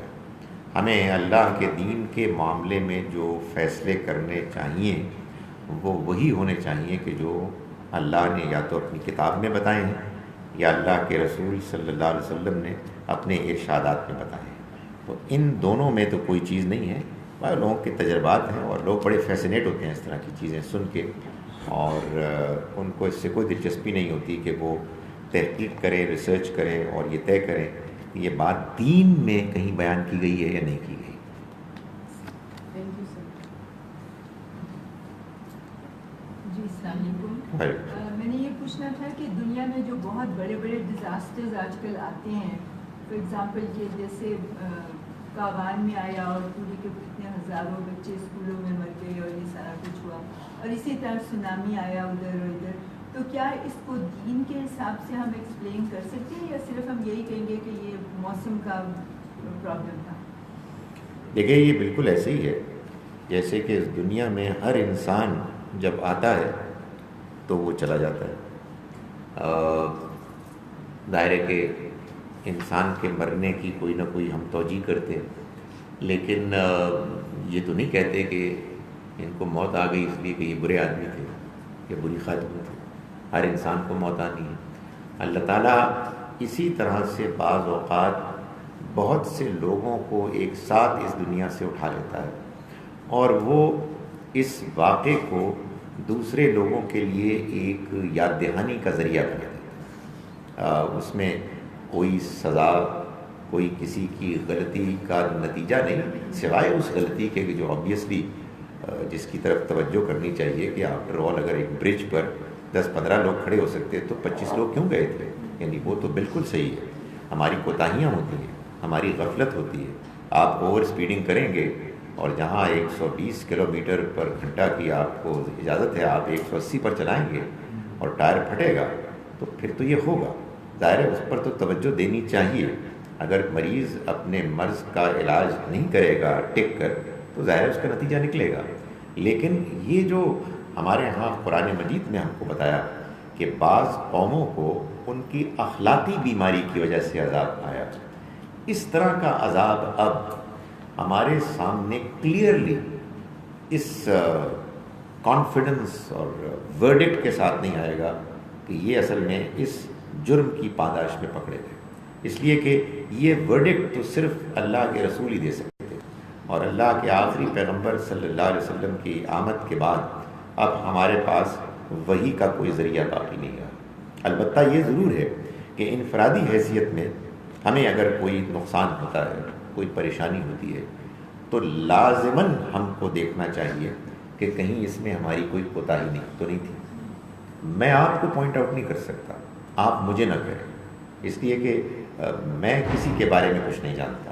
البتہ میں خود اپنے بارے میں انٹروسپیکشن کر کے مجھے یہ پوچھنا چاہیے کہ جب اللہ نے یہ کہا ہے کہ ما اصابک من مصیبت فبنفسک، جو تم کو مصیبت آتی ہے کوئی تو تمہارے اپنے نفس سے آتی ہے، تو مجھے یہ سوچنا چاہیے کہ یہ کہیں میرے نفس کی کسی کوتاہی کا نتیجہ تو نہیں ہے. بعض اوقات ایسا بھی ہوتا ہے کہ نفس کے پہلو سے آنے سے مراد یہ ہے کہ اللہ تعالیٰ کسی فرد کو اس کی بیماری، اس کی تکلیف، اس کی پریشانی کو تجربہ کرا کے اسے بلند کرنا چاہتا ہے. لیکن ایسا بھی ہوتا ہے کہ ہماری غلطیاں ہیں کہ جن پر اللہ تعالیٰ ہمیں تنبیہ کرتا ہے اور ہمیں ریمائنڈ کراتا ہے کہ ہم اپنی اصلاح کریں. لیکن ایز آئی سیڈ اس میں کوئی شخص کسی دوسرے کے بارے میں نہیں کرے گا، اس لیے کہ یہ تو ہر فرد کو اپنے طور پر طے کرنا ہے. ہم تو دوسرے کے بارے میں یہی خوشگمانی کریں گے کہ اگر وہ بیمار پڑا ہے، اگر اسے کوئی نقصان ہوا ہے، اگر کوئی ایسا واقعہ ہوا ہے کہ جس میں اس کو وقتی طور پر پریشانی ہوئی ہے، تو یہ اللہ نے اس کے لیے اس کے درجات بلند کرنے کا سامان کیا ہے اور اس کو اس کے گناہوں پر معافی مانگنے کا ایک موقع دیا ہے. مگر کوئی چیز پوائنٹ آؤٹ خاص طور پر کی جائے کہ تم نے فلاں کام کیا تھا جس کی وجہ سے یہ ہوا ہے، یہ ہمارا اختیار نہیں ہے، اور نہ اس طرح کی بات کبھی کسی کو کسی دوسرے کے بارے میں کہنی چاہیے. تو پھر ہمیں یہ تجزیہ کرنا چاہیے کہ اللہ تعالیٰ نے اتنے زیادہ لوگوں کی ایک ہی وقت میں موت لکھی تھی، اس لیے وہ اکٹھے فوت ہو گئے. یعنی اس میں دو باتیں ہیں. اللہ کے لکھے ہونے کا مطلب یہ ہے کہ اللہ کو معلوم تھا، اللہ کو یہ بات معلوم تھی کہ ایک ملک میں لوگ اپنے معاملات کے بارے میں اتنے غیر ذمہ دار ہیں کہ جب یہ بات طے ہے کہ انہوں نے ایک سہولت ارینجمنٹ رکھی ہے جس میں ایک خاص تعداد میں لوگوں ہی کو جانا چاہیے، وہ اتنے نالائق نکلیں گے کہ وہ زیادہ لوگوں کو جانے کی اجازت دیں گے اور اس کے نتیجے میں یہ ہوگا. یہ سب کچھ لکھا ہو. یعنی ایسا نہیں ہے کہ اللہ کے یہاں جو چیز لکھی ہوئی ہے وہ بس ایک سادہ اسٹیٹمنٹ ہے کہ بہت سے لوگ مریں گے تو پل ٹوٹ گیا اور وہ گر گیا مر گئے تو مرنا تو تھا ہی. نہیں، ہمیں بہت سیریسلی انویسٹیگیٹ کرنا چاہیے کہ یہ آخر کیوں ہوا تھا، آخر کیوں لوگوں کو اس کی اجازت دی گئی تھی، لوگ زیادہ تعداد میں کیوں گئے تھے، اوور اسپیڈنگ کیوں ہوئی تھی. تو یہ اصل میں اللہ کے ہاں جو چیز لکھی ہوئی ہوتی ہے وہ پوری تفصیل کے ساتھ اس کا علم ہوتا ہے، اور وہ علم ظاہر ہے کہ بے خطا ہے. ہم کو تو اپنی زندگی میں جو کچھ ہم فیس کرتے ہیں اس کی روشنی میں اقدامات کرنے ہیں، اپنی غلطیوں پر اصلاح کرنی ہے، اور آئندہ وہ غلطی نہ دہرائی جائے اس کے لیے ہمیں اہتمام انتظام کرنا ہے. میں ایکچولی پوائنٹ کری تھی کہ جب نیچرل ڈیزاسٹرز آتے ہیں جیسے ارتھ کویکس آتے ہیں یا سمندر میں طوفان، تو اس میں لوگ تو مطلب اپنی نارمل چیزیں کر رہے ہوتے ہیں. میں اس کا پوچھی تھی کہ کیا اس سے ہم پرزیوم نہیں کر سکتے؟ نہیں کر سکتے، لیکن اس میں بھی گزارش یہ ہے کہ بعض اوقات سمندر کی ویوز اونچی ہوتی ہیں. یہ بات معلوم ہوتی ہے کہ کراچی میں اس موقع پر آپ کو سمندر میں نہیں تیرنا، لیکن اس کا بندوبست نہیں کیا جاتا کہ لوگوں کو پراپرلی وارن کیا جائے اور وہاں لوگ کھڑے ہوں کہ جو ان کو نہانے سے روک دیں. تو یہ تو ہماری کوتاہی ہے. اس میں اللہ کے فیصلے اور اللہ کے حکم کو بلیم نہیں کرنا چاہیے. اللہ کا حکم تو تھا، لیکن اللہ کا حکم پوری تفصیلات کے ساتھ تھا کہ اس میں یہ سب چیزیں بھی تھیں.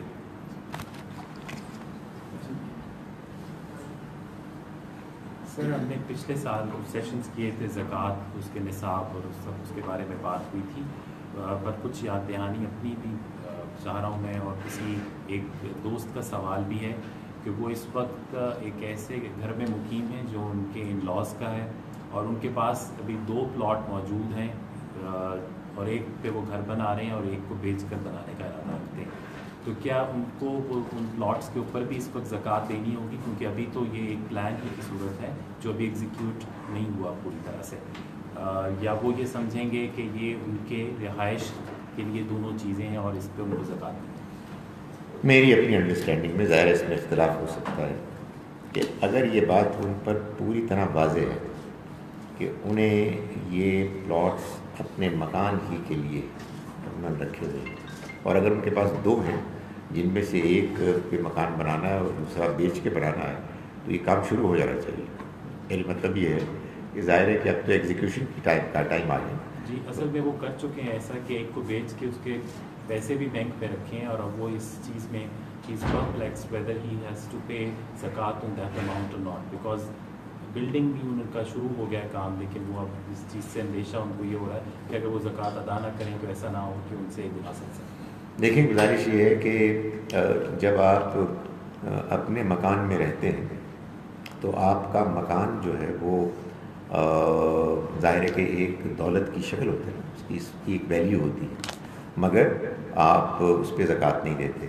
کیونکہ وہ آپ کے اپنے ایک استعمال کا مکان ہے. اسی طرح سے اسی سے انفرنس ڈرا کر کے میں یہ سمجھتا ہوں، اور ظاہر ہے کہ اس میں کچھ لوگ اختلاف کر سکتے ہیں، کہ ابھی آپ کا مکان نہیں ہے، آپ کسی اور کے مکان پہ رہ رہے ہیں، اور آپ نے یہ خاص جو بھی اماؤنٹ ہے اس کے لیے رکھی ہے، تو یہ پھر آپ کی اس استعمال ہی کی چیز مانی جانی چاہیے. اس میں اگر وہ زکوٰۃ نہیں دیتے تو اصل میں وہ ایک ایسی چیز پر زکوٰۃ نہیں دے رہے کہ جو ان کے استعمال میں آئندہ آنے والی ہے. مجھے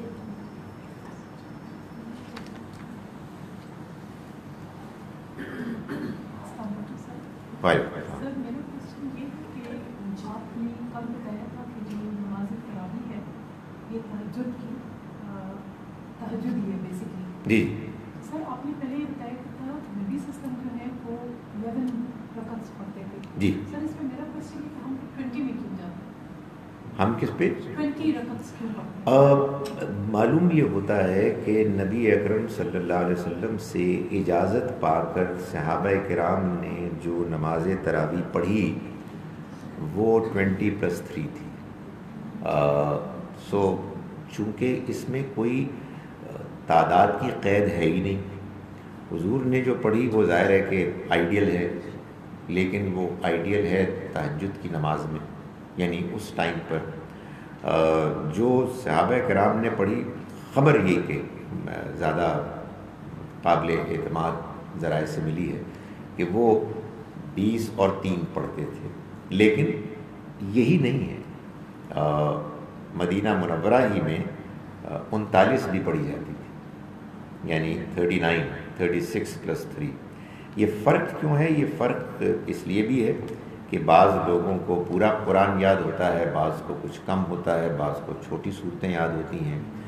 آپ نے وقت سپینڈ کرنا ہے اللہ کی عبادت میں، قرآن پورا یاد ہو جیسے کہ حضور کو یاد تھا اور آپ کے بعض صحابہ کو یاد تھا، پھر تو 11 رکعتیں ہی ٹھیک ہیں.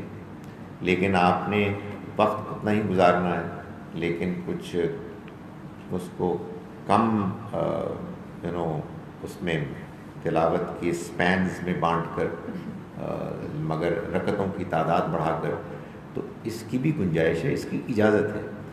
نفلی معاملات میں ایسا ہی ہے، اس لیے کہ یہ چیز وہ ہے کہ جس کی آپ کو اجازت ہے، تو اجازت میں پھر تعداد کو بھی طے نہیں کیا جاتا.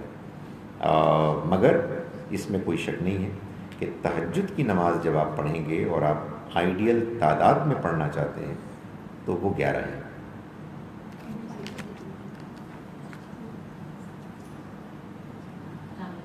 جی میں نے پوچھنا تھا کہ جی جیسے آیت 3 میں کا جو پوچھ رہی تھی، جب لوگوں کو حاجات ہوتی ہیں یا آپ کو کوئی کس چیز کے لیے آپ دعا کرنا چاہتے ہیں اور اسی لیے آپ لوگ بار بار اس کو ریپیٹ کرتے ہیں اپنی حاجت کو ظاہر کرنے کے لیے، تو بیسٹ طریقہ پھر نفل پڑھنا ہے کہ آپ حاجت کے نفل پڑھیں کہ اگر آپ اللہ تعالیٰ سے کوئی خاص دعا کرنا چاہتے ہیں یا عبادت کرنا چاہتے ہیں، وہ بہترین طریقہ کیا آپ سکتے ہیں؟ قرآن مجید میں اللہ تعالیٰ نے یہ بتایا ہے کہ اللہ وہ ذات ہے کہ جو ان لوگوں کی دعائیں سنتا ہے کہ جو بے قرار مجبور ہوتے ہیں اور اپنی مجبوری اور بے قراری کی حالت میں اس کو پکارتے ہیں تو وہ ان کی مشکل کو دور کرتا ہے. امن یجیب المضطر اذا دعاہ فیکشف السوء. سو یہ قرآن میں بیان ہوا ہے. ہمارے ہاں جو عام طور پر طریقے رائج ہیں اس میں لوگوں کا خیال یہ ہے کہ تعداد میں کوئی خاص چیز ہوتی ہے. میں نہیں جانتا تعداد کے نتیجے میں کوالٹی پیدا ہوتی ہے یا نہیں ہوتی، لیکن جو بات معلوم ہوتی ہے وہ یہ ہے کہ آپ کی عبادت اور آپ کی دعاؤں میں کوالٹی ہونی چاہیے، اسپرٹ ہونی چاہیے. یہ کیسے آتی ہے؟ نماز پڑھ کے بھی، نماز حاجت سے بھی آ سکتی ہے، سجدہ کر کے بھی آ سکتی ہے، بعض اوقات بیٹھے بیٹھے بھی آ سکتی ہے. اس میں مختلف طریقے ہیں کہ جو اختیار کیے جا سکتے ہیں. ایسا نہیں ہے کہ یہ بتایا جائے آپ کو کہ اگر آپ نے 4 رکعت نماز پڑھی اور پہلی رکعت میں آپ نے آیت الکرسی کے ساتھ 2 اور آیات پڑھی اور دوسری میں فلاں چیز پڑھی اور تیسری میں یہ پڑھا اور چوتھی میں یہ پڑھا، تو جیسے ہی آپ سلام پھیریں گے اللہ کا فیصلہ آ جائے گا. نہیں، اس طرح کا کوئی فارمولہ اللہ تعالیٰ نے نہیں بتایا، بلکہ یہ بتایا ہے کہ آپ کو جو ضرورت لاحق ہے، آپ کے ہاں جو مشکل ہے کہ جس کو کہ آپ اللہ کی مہربانی سے دور ہونے کی درخواست کر رہے ہیں، اس کے لیے آپ اللہ کے آگے گڑ گڑائے اور خلوص کے ساتھ مانگیں۔ یہ آپ جب مثال کے طور پر آیت کریمہ کا ورد کر رہے ہوں تو اچانک آپ کے دل میں یہ پیدا ہو جائے تو ہو سکتا ہے، میں نہیں جانتا، لیکن کوئی خاص فارم، کوئی خاص تعداد، کوئی خاص آیت، کوئی خاص دعا، اس کو اسپیسیفائی نہیں کیا گیا ہے۔ بعض لوگوں کو بعض دعائیں زیادہ اپیل کرتی ہیں، بعض لوگوں کو دوسری دعائیں زیادہ اپیل کرتی ہیں، مگر اتنی بات واضح ہے کہ میں صرف یہ سمجھتا ہوں، غلط تو کچھ بھی نہیں ہے، آپ سب سے بہتر تو میں یہ سمجھتا ہوں کہ آپ اللہ سے دعا کریں، وہ بہتر کیا ضروری سمجھتا ہوں، اللہ سے آپ دعا کریں وہ جو آپ کو سمجھ میں آ رہی ہے، یعنی اللہ کے ہاں الفاظ نہیں بلکہ معنی جاتے ہیں، اللہ کے ہاں گوشت اور خون نہیں بلکہ تقویٰ جاتا ہے، اللہ کے ہاں فارم نہیں بلکہ اسپرٹ جاتی ہے۔ یہ ہمارے ہاں اللہ کے بار بار سمجھانے کے باوجود لوگوں کو بات سمجھ میں نہیں آئی، ان کا خیال یہ ہے کہ یہ کوئی فارمولہ ہے میجیکل، اتنی مرتبہ یہ آیت پڑھ لی تو سبز بتی جل جائے گی، نہیں جلے گی، اس لیے کہ اصل میں اللہ تعالیٰ آپ سے جس کا تقاضا کرتے ہیں وہ یہ ہے کہ آپ اس کے آگے جھکے، آپ اس سے مانگیں، آپ گڑ گڑائیں، آپ اپنے اندر انکساری، عاجزی، بے قراری، ایک مجبور انسان کے جو ہوتے ہیں نا ایک جذبہ، وہ پیدا کریں اور مانگیں۔ مانگنا میں نے گزارش کی، ہاتھ اٹھا کے بھی ہو سکتا ہے، سجدے میں بھی ہو سکتا ہے، رکوع میں بھی ہو سکتا ہے، نماز کی صورت میں بھی ہو سکتا ہے، قرآن کی تلاوت میں بھی ہو سکتا ہے، وغیرہ وغیرہ، تو اس میں کوئی فارم اسپیسیفائی نہیں کیا گیا۔ ایک سوال تھا کہ اگر آپ تراویح کے لیے کہیں جا رہے ہیں اور آپ ذرا دیر سے پہنچیں اور وہاں پہ تراویح شروع ہو گئی ہو تو آپ اپنے 4 فرض پڑھیں گے، اس کے بعد 2 سنت بھی پڑھنے لازمی ہیں بیفور یو اسٹارٹ جوائننگ تراویح نماز؟ گزارش یہ ہے کہ ایک تو جب آپ فرض پڑھیں، یہ بات تو ٹھیک ہے پہلے فرض پڑھیں، لیکن نہ جانے آپ کیا کریں گے، میں نہیں جانتا اور نہ میں اس پر کوئی مشورہ دے سکتا ہوں کہ آپ فرض پڑھیں ایسی جگہ پر کہ آپ کے فرض ڈسٹرب نہ ہو۔ وہ نہ ہو کہ جو کل رات میرے ساتھ ہوا کہ میں عشاء کی نماز پڑھنے گیا تو میں لیٹ ہو گیا، تو مجھے کچھ اور رکعتیں پڑھنی تھیں، پیچھے سے ہمارے کچھ بھائی صاحب تھے، انہوں نے ایک نئی جماعت شروع کر دی اور اونچی آواز میں تلاوت شروع کر دی۔ اس کے بعد میں نے کہا کہ میرے پاس تو اس کے سوا کوئی چارہ نہیں کہ میں پہلے انتظار کروں کہ ان کی نماز ختم ہو یا کم از کم تلاوت ختم ہو، اس لیے کہ مجھ سے تو سچی بات ہے نماز نہیں پڑھی جا سکتی اگر میرے دائیں بائیں کوئی اونچی آواز میں قرآن پڑھ رہا ہو، تو آپ وہ کیسے فرض پڑھیں گی جب کہ تراویح کی نماز کی آواز آپ کے کانوں میں آ رہی ہوگی۔ میرا خیال ہے کہ کم سے کم یہ تو ضرور کریں کہ آپ انتظار کریں کہ وہ درمیان میں بیٹھتے ہیں تھوڑے سے لمبے عرصے کے لیے، اس میں بیٹھے اور آپ فوراً کھڑے ہو جائیں۔ لیکن آپ کے سوال کا دوسرا حصہ جو ہے وہ نہیں، یہ جتنی بھی سنتیں ہیں یہ نوافل ہیں، فرض نماز یہ ہے کہ جو ضروری ہے۔ آپ نے اگر فرض کیجئے کہ فرض نماز کے بعد کچھ نوافل وتر کی نماز کی حیثیت میں پڑھ لیے تو بس آپ نے پڑھ لیے نوافل، وہ آپ کو سمجھانے کے لیے کہہ رہا ہوں، وہ آپ کی سنتیں ہو گئی جو آپ نے پڑھنی تھی۔ کیا یہ معاملہ نہیں ہو سکتا اسی سوال کی کنٹینیوشن اس لیے درمیان میں تو آپ کو یہ دینا پڑے گا، یہ ہمارا پروٹوکول ہے، ورنہ مجھے ہر موقع یہ مائک ادھر دیں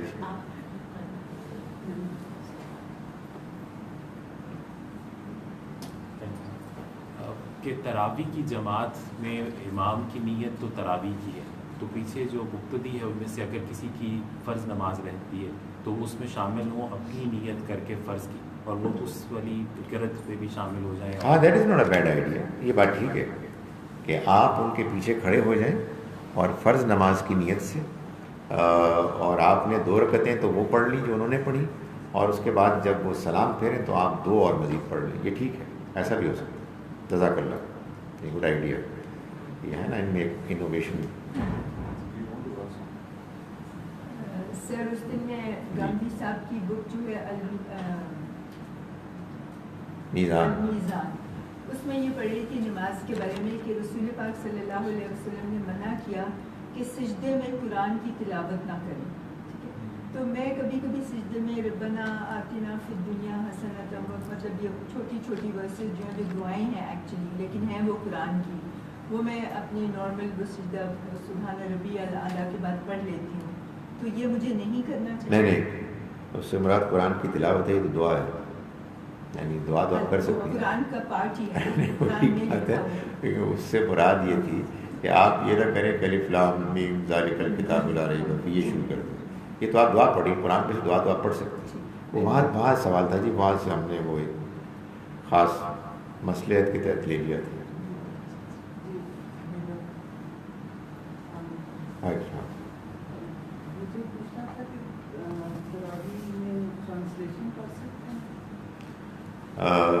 تراویح میں ٹرانسلیشن پڑھ سکتے. بھائی صاحب فیصلہ کرا کے نہیں جانا حارث؟ کیا فیصلہ ہے یار؟ فیصلہ کیا ہے؟ وہ فارمیٹ کا، ہاں جیسے مینورٹی میں ہاں، یہ بات بھی صحیح ہے. میں تو آپ کو دیکھ کے بڑا حوصلہ پاتا ہوں. وہ تھا نا، 2 آپشنز تھیں، ایک یہ کہ قرآن ہی کو پڑھنا جاری رکھیں اور ایک کہ پچھلے ہاں ٹاپک وائز دوبارہ شروع کر دیں. دیکھا آپ نے، تو اس میں ووٹنگ کرنی پڑے گی. ووٹنگ کر لیتے ہیں ٹاپک وائز یا آپ ووٹنگ کرائیں. ووٹنگ کرائیں کیسے کریں؟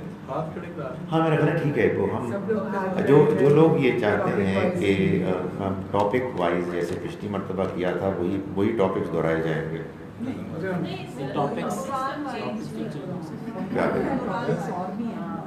کیا ٹاپکس؟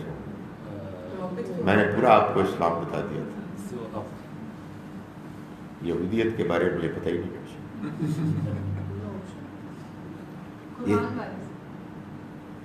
یہ ہے نا، انہوں نے یہ کہا تھا کہ وہی ٹاپک دوبارہ شروع کر دیں. میں نے کہی وہ بات نہیں سر. میرے خیال میں جو آپ نے سر یہ حزب ایک جس طرح شروع کیا ہے، اور آپ کا بھی خیال ہے آپ ہمیشہ اس چیز پہ ایمفیسائز کرتے ہیں کہ قرآن کے جتنے مین تھیمز اور ٹاپکس ہیں وہ ہر حزب کے اندر بیان ہوتے ہیں. جی خیال میں اس کی اسپرٹ اپنی جگہ برقرار رکھنی چاہیے، اور ایک چیز پہ جب ایک دفعہ فیصلہ کر لیا جائے تو میرے خیال میں اس کو بار بار تبدیل. ہاں میں بھی یہی سمجھتا ہوں. چاہے یہ میں ان سب کے سینٹیمنٹ کو سمجھ رہا ہوں کہ وہ سینٹیمنٹ میرے گھر میں بھی پایا جا رہا ہے کہ وہ والا انداز بہتر تھا، لیکن میں پھر بھی کہوں گا کہ جو فیصلہ ہو چکا ہے اس کے اوپر میرے خیال میں اس کو بہتر. یہ خود ایک تشویش کی بات ہے، اور ظاہر ہے کہ اس میں پریزنٹیشن کی خامی خاص طور پر زیادہ وجہ بنی ہے کہ قرآن مجید کو پڑھنے میں وہ ہماری دلچسپی نہیں ہوتی. اچھا، وہ دلچسپی پیدا کرنے کا ایک طریقہ ہے، آدمی یا تو اس کے ساتھ قصے بیان کرے یا وہ ریلیٹ کرے زندگی کے معاملات سے. میں دونوں چیزوں کو خطرناک سمجھتا ہوں. بالکل، اس لیے میں اس کو اوائڈ کرتا ہوں. اس لیے کہ قصے وہ ٹھیک نہیں ہوتے، اس میں بہت کچھ مبالغہ ہوتا ہے. ریلیٹ کرنے کا مطلب یہ ہے کہ میں یہ فیصلہ کر رہا ہوں کہ قرآن یہ کہہ رہا ہے اور دیکھیں آپ کو یہ کرنا چاہیے. اس کے بعد میں آپ کو بتاؤں کہ لوگ ایک دوسرے کو سناتے ہیں اپنے اوپینینز، چاہے وہ معاشرتی ہوں، چاہے وہ سیاسی ہوں، چاہے وہ معاشی ہو، وہ پیش کرنا شروع کر دیتے ہیں. تو قرآن کو سننا چاہیے، قرآن مجید کے مفہوم کو سمجھنا چاہیے، اور یہ باقی باتیں اس کے ساتھ ساتھ ہو جائیں. اس سے سنانا تو اتنا خطرناک نہیں ہو سکتا. اس سے گپیں ہوتی ہیں، دے آر ایگزیجریٹڈ. لوگوں کو اس کی عادت ہو جاتی ہے اور لوگ پھر قصوں کو اہمیت دیتے ہیں، اور یہی ہوتا ہے جو اس وقت ہو رہا ہے. قرآن مجید سے دلچسپی نہیں ہوتی. بزرگوں سے سنا، ہاں، بزرگ یہ کہتے ہیں قرآن مجید کا ٹیسٹ ختم ہو جاتا ہے. ڈاکٹر صاحب مجھے ایک چیز، میں بھی شاید نئے تراویحوں میں بھی ہوتی ہوں، تو مجھے تو ماشاء اللہ صحیح لگ رہا ہے کہ جیسے آپ صبح قرآن کروا لیتے ہیں، ایک ہمیں ٹچ رہتے ہیں، اور تراویح میں آپ سارا بریف کر دیتے ہیں، وہ اپنی زندگی سے بھی آپ ریلیٹ کر سکتے ہو. جیسے کل آپ نے پرسوں بتایا تھا پہلے پارے کا، آپ نے 2 چیزوں کو پوائنٹ آؤٹ کیا تھا، تو یو نو دونوں طرح سے مفید ہو جاتا ہے. تو ابھی کوئی حتمی فیصلہ کرنا ہو. इन बिटवीन कर लेना। आप इसी तरह वहाँ पढ़ते हैं और अगर किसी को कोई सवाल पूछना है टॉपिक बेस्ड, नहीं वो तो हो रहा है। हाँ वो ज़कात का सवाल करेंगे। जी जी, वो तो अभी हो रहा है। I think that's okay. Topic wise पारा वाइज टॉपिक्स भी तो कर सकते हैं। जो अल्लाह ने आयात नाज़िल की हैं उनके बारे में क्या ख्याल है, जिनके बारे में अल्लाह ताला इसरार करता है कि फ़ज़क्किर बिल क़ुरान मन यख़ाफ़ु वईद, ये क्या लम्या कह रहे हैं? आप याद दहानी कराएं कुरान के ज़रिए से उनको कि जो मेरी वईद से डरता हो। ये क्यों नहीं पैदा होता? इसको मैं भी कोशिश करूँगा कि कुछ बयान को ज़्यादा बेहतर करूँ, लेकिन कुरान का जो मफ़हूम है उसका टेस्ट डेवलप होना चाहिए। जी जी, इनका ये कह रही थी मैं कि अगर आप जिस तरह सूरत पढ़ा रहे हैं तो आप थोड़ा सा उसमें कुछ हदीस भी रेफरेंस बता दें, उसकी बैकग्राउंड बता दें, तब सूरत रिवील कैसे हुई। मुझे कैसे मालूम हो कि ये हदीस इससे रेलिवेंट है या नहीं?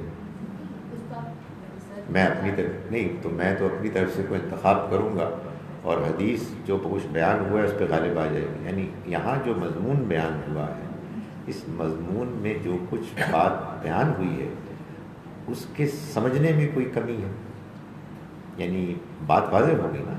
अल्लाह का पैगाम है कि जो पहुँच गया कि इस सूरह मुबारका में अल्लाह ताला ने किस तरह से एक ख़ास मौके पर लोगों को वार्न किया।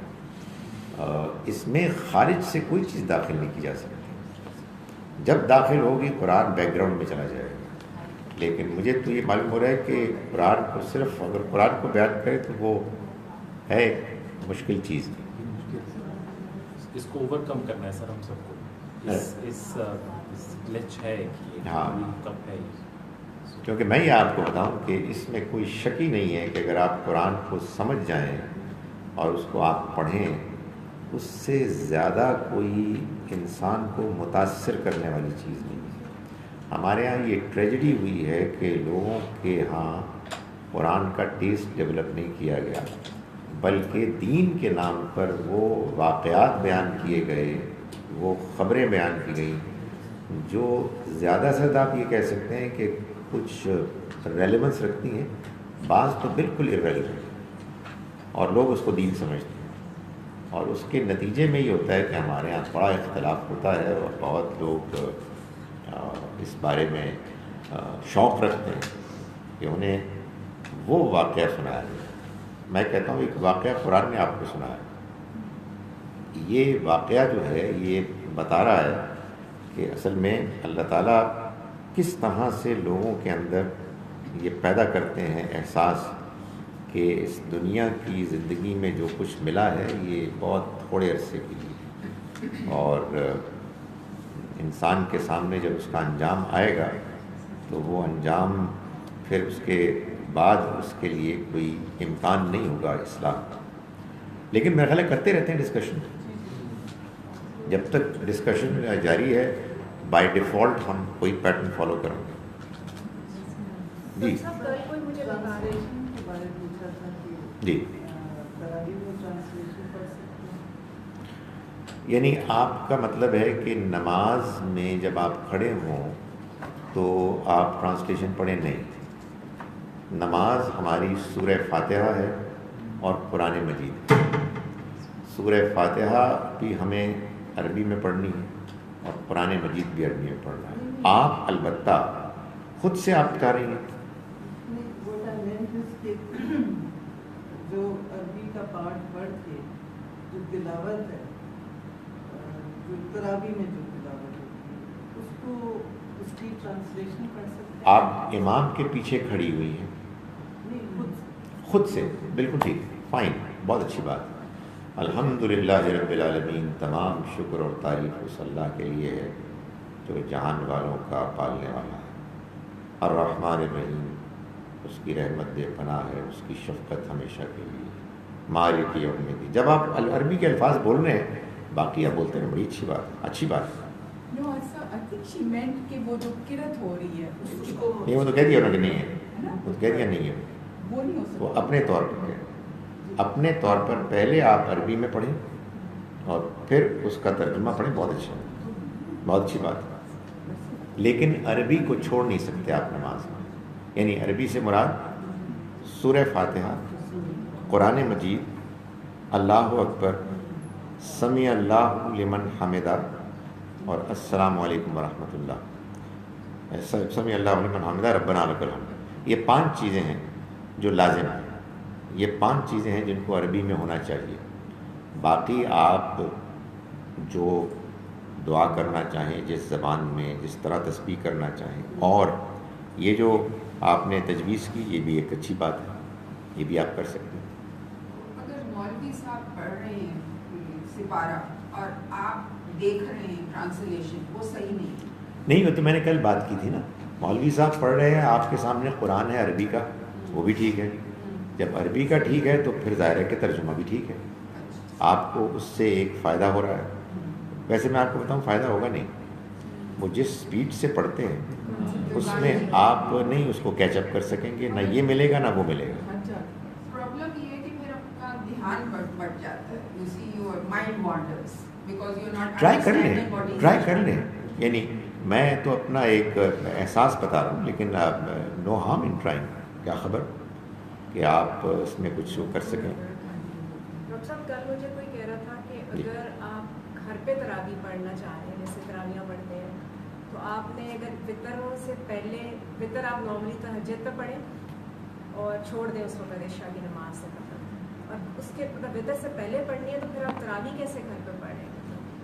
اگر وطر آپ نے پڑھنے ہی تہجد کے ٹائم میں نہیں، کیا مطلب ہے؟ بات یہ ہے کہ آپ نے اپنے گھر میں نفل پڑھ لیے، باقی وطر گھر میں پڑھیں، بڑی اچھی بات ہے. عشاء پڑھی 4 سنت 4 فرض 2 سنت 2 نفل، 3 وطروں سے پہلے آپ نے تراویح کے اور نفل جو پڑھتے ہیں آپ وہ پڑھیں، اس وقت پڑھیں، مگر آپ جو وہ جو ہے مطلب وطر ہے وہ آپ تہجد کے ٹائم میں پڑھیں. میرا خیال یہ اچھی بات ہے، ایسا ہی کرنا چاہیے. صرف اتنی سی بات ہے کہ یہ جو آپ نے نماز کی ترتیب بتائی اس سے مجھے کچھ تکلیف ہوئی. 4 فرض 4 سنت تو چلے مان لیا، کوئی سنت غیر موقع فرض 2 سنت یہ بھی ٹھیک ہے. 2 نفل کہاں سے آئے؟ نہیں، یہ کچھ بھی نہیں ہے. یہ ہمارے ہاں سب کانٹیننٹ میں ایک چیز ہے جو لوگوں نے انٹروڈیوس کی ہے. اس کا دین سے کوئی تعلق نہیں ہے. آپ جتنی مرضی پڑھیں لیکن اس کو دین بنا کے نہ پڑھیں. آپ 2 سنتوں کے بعد آپ اپنے نوافل پڑھیں، اور ان کے بعد آخر میں اگر آپ وطر کو چھوڑنا چاہتے ہیں بے شک چھوڑ دیں. اچھی بات ہے، بلکہ چھوڑنا چاہیے.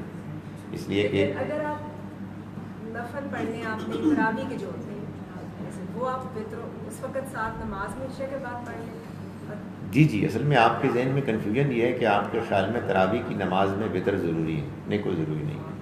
نبی صلی اللہ علیہ وسلم نے عام مسلمانوں کو اجازت دی کہ وہ جب تہجد کی نماز کے لیے صبح نہیں اٹھ سکتے تو وہ عشاء کے بعد پڑھ لیں. عام طور پر دیکھیں، عام طور پر یہ اس لیے ہوا کہ لوگ اٹھ ہی نہیں سکتے تھے. اب آپ فرما رہی ہیں کہ ہم اٹھ بھی سکتے ہیں لیکن ہمیں تراویح سے اتنا پیار ہے کہ ہمیں وہ بھی پڑھنی ہے. تو اول تو میں آپ کو یہ بتا رہا ہوں کہ جب آپ تہجد کے لیے پڑھ رہے ہیں تو پھر تراویح کی کوئی ضرورت نہیں ہے. لیکن آپ کو یہ نہیں پڑھنی ہے تو کوئی مسئلہ نہیں ہے. لیکن وطر کو پھر آپ تہجد کے ساتھ پڑھیں. یہ اگر آپ مولوی صاحب کی پیچھے پڑھ رہے ہیں، اب آپ یہ ہو گیا جی. اس کا ایک فائدہ مجھے ہو جاتا ہے کہ وقفہ مل جاتا ہے اور کوئی فائدہ ہوتا.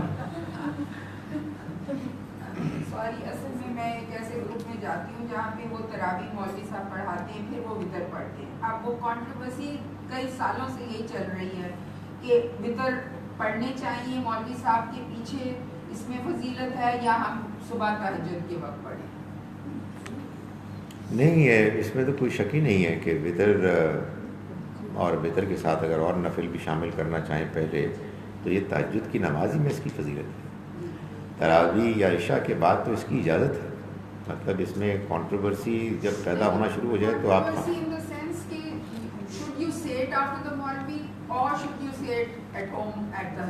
میرا خیال ہے کہ اگر آپ صبح اٹھتے ہیں تو آپ کو گھر میں پڑھنا چاہیے. تو اس وقت ضروری نہیں ہے. کہتے ہیں کہ some people are saying کہ یہ تو you have to follow what the Maulvi is doing. ان سے کہیں کہ یہ ہم آپ کے روب کی وجہ سے مانیں یا کوئی دلیل ہے؟ ہیو ٹو فالو کیا. بات یہ ہے کہ آپ کو تہجد کی نماز کے ساتھ پڑھنے کی توفیق مل رہی ہے تو آپ مولوی صاحب کے پیچھے پڑیں گے، مطلب کوئی مقابلہ ہی نہیں ہے، دیر از نو کمپیریزن. جی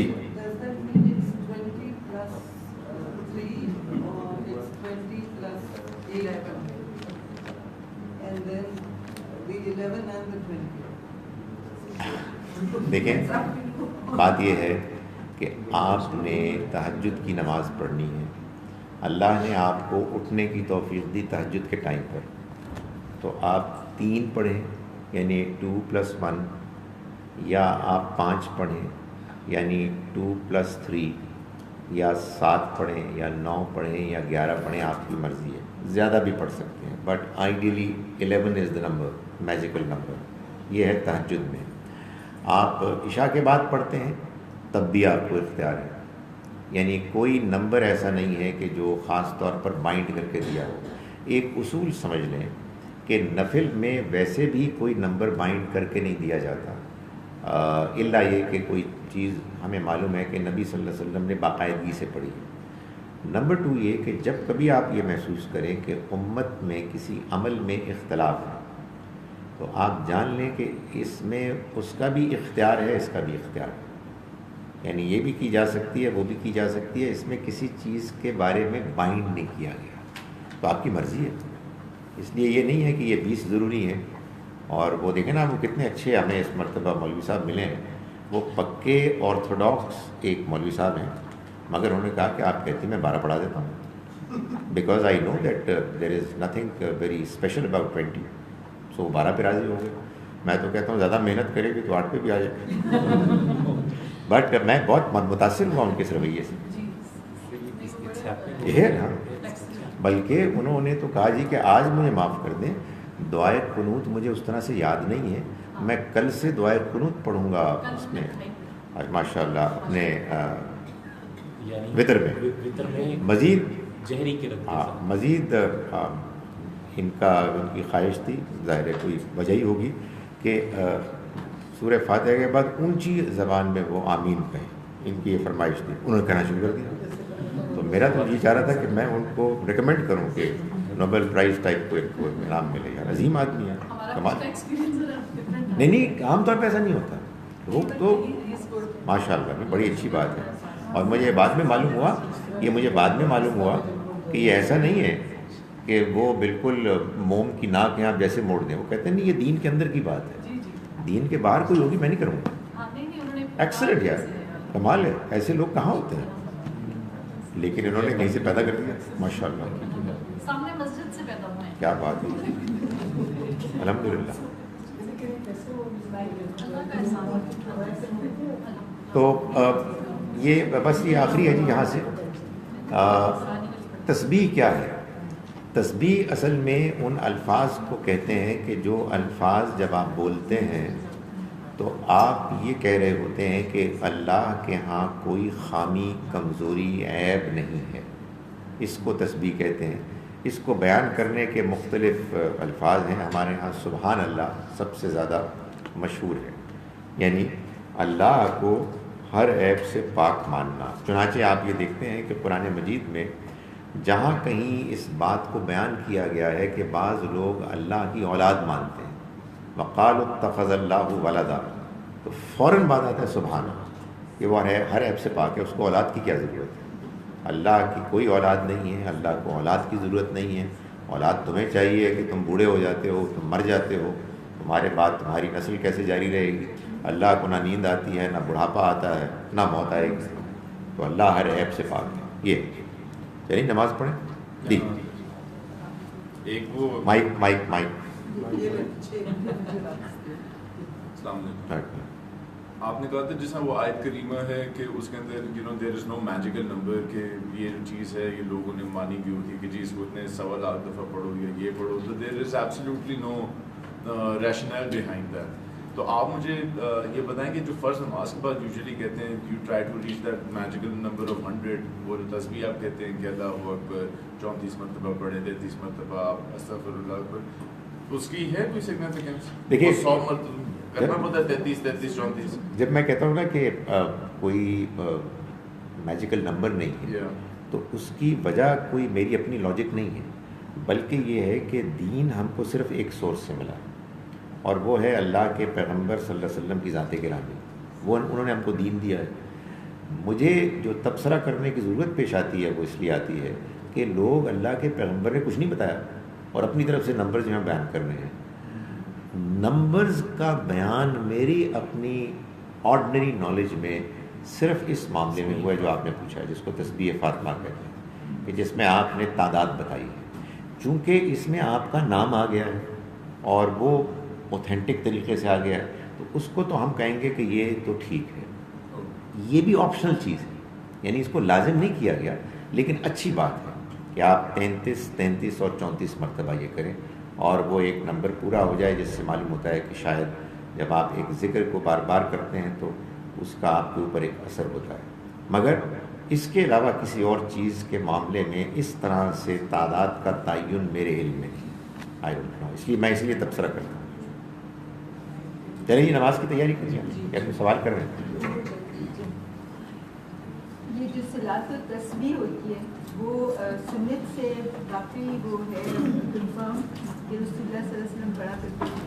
دیکھیں میں اس پوائنٹ آف ویو کا پر عمل کرتا ہوں اور یہ میری مجبوری ہے کہ اگر کوئی بات حدیث میں آ گئی ہے, اگرچہ کہ حدیث اپنے اوتھینٹسٹی کے لحاظ سے کوئی بہت ریلائبل نہیں ہے, تو میں یہ تو نہیں کہہ سکتا کہ وہ غلط ہے. البتہ یہ میں ضرور کہتا ہوں کہ یہ صلاۃ التسبیح جس طرح سے بتائی گئی ہے یہ ہماری عام نماز سے بہت مختلف ہے اور نماز کے اصل پیٹرن کو توڑ دیا گیا ہے.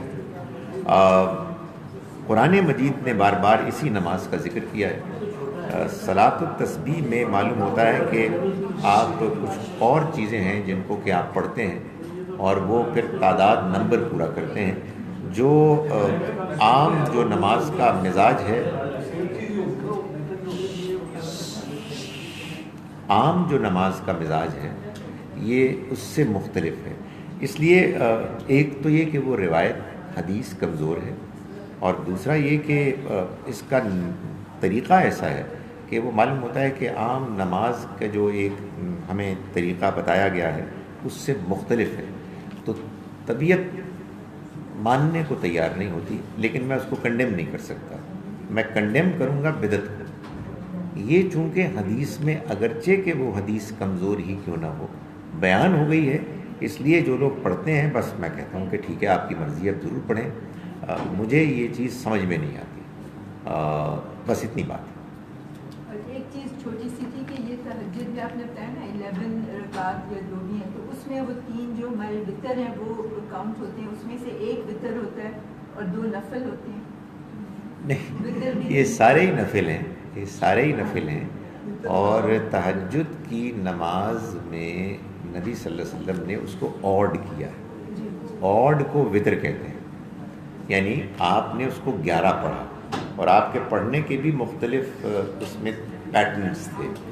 2 + 2 + 2 + 2 + 3, 4 + 4 + 3, 2 + 2 + 2 + 2 + 2 + 1. تو اس طرح سے مختلف طریقے تھے.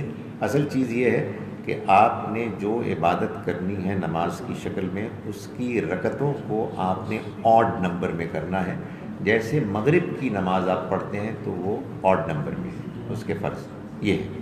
چلیں یہ نماز پڑھیں اثر کی. مجھے سر بس لاسٹ سوال ہے, یہ صلاۃ التسبیح کے اوپر ہی ہے, اس پہ بھی نمبرز کے اوپر ہے سر.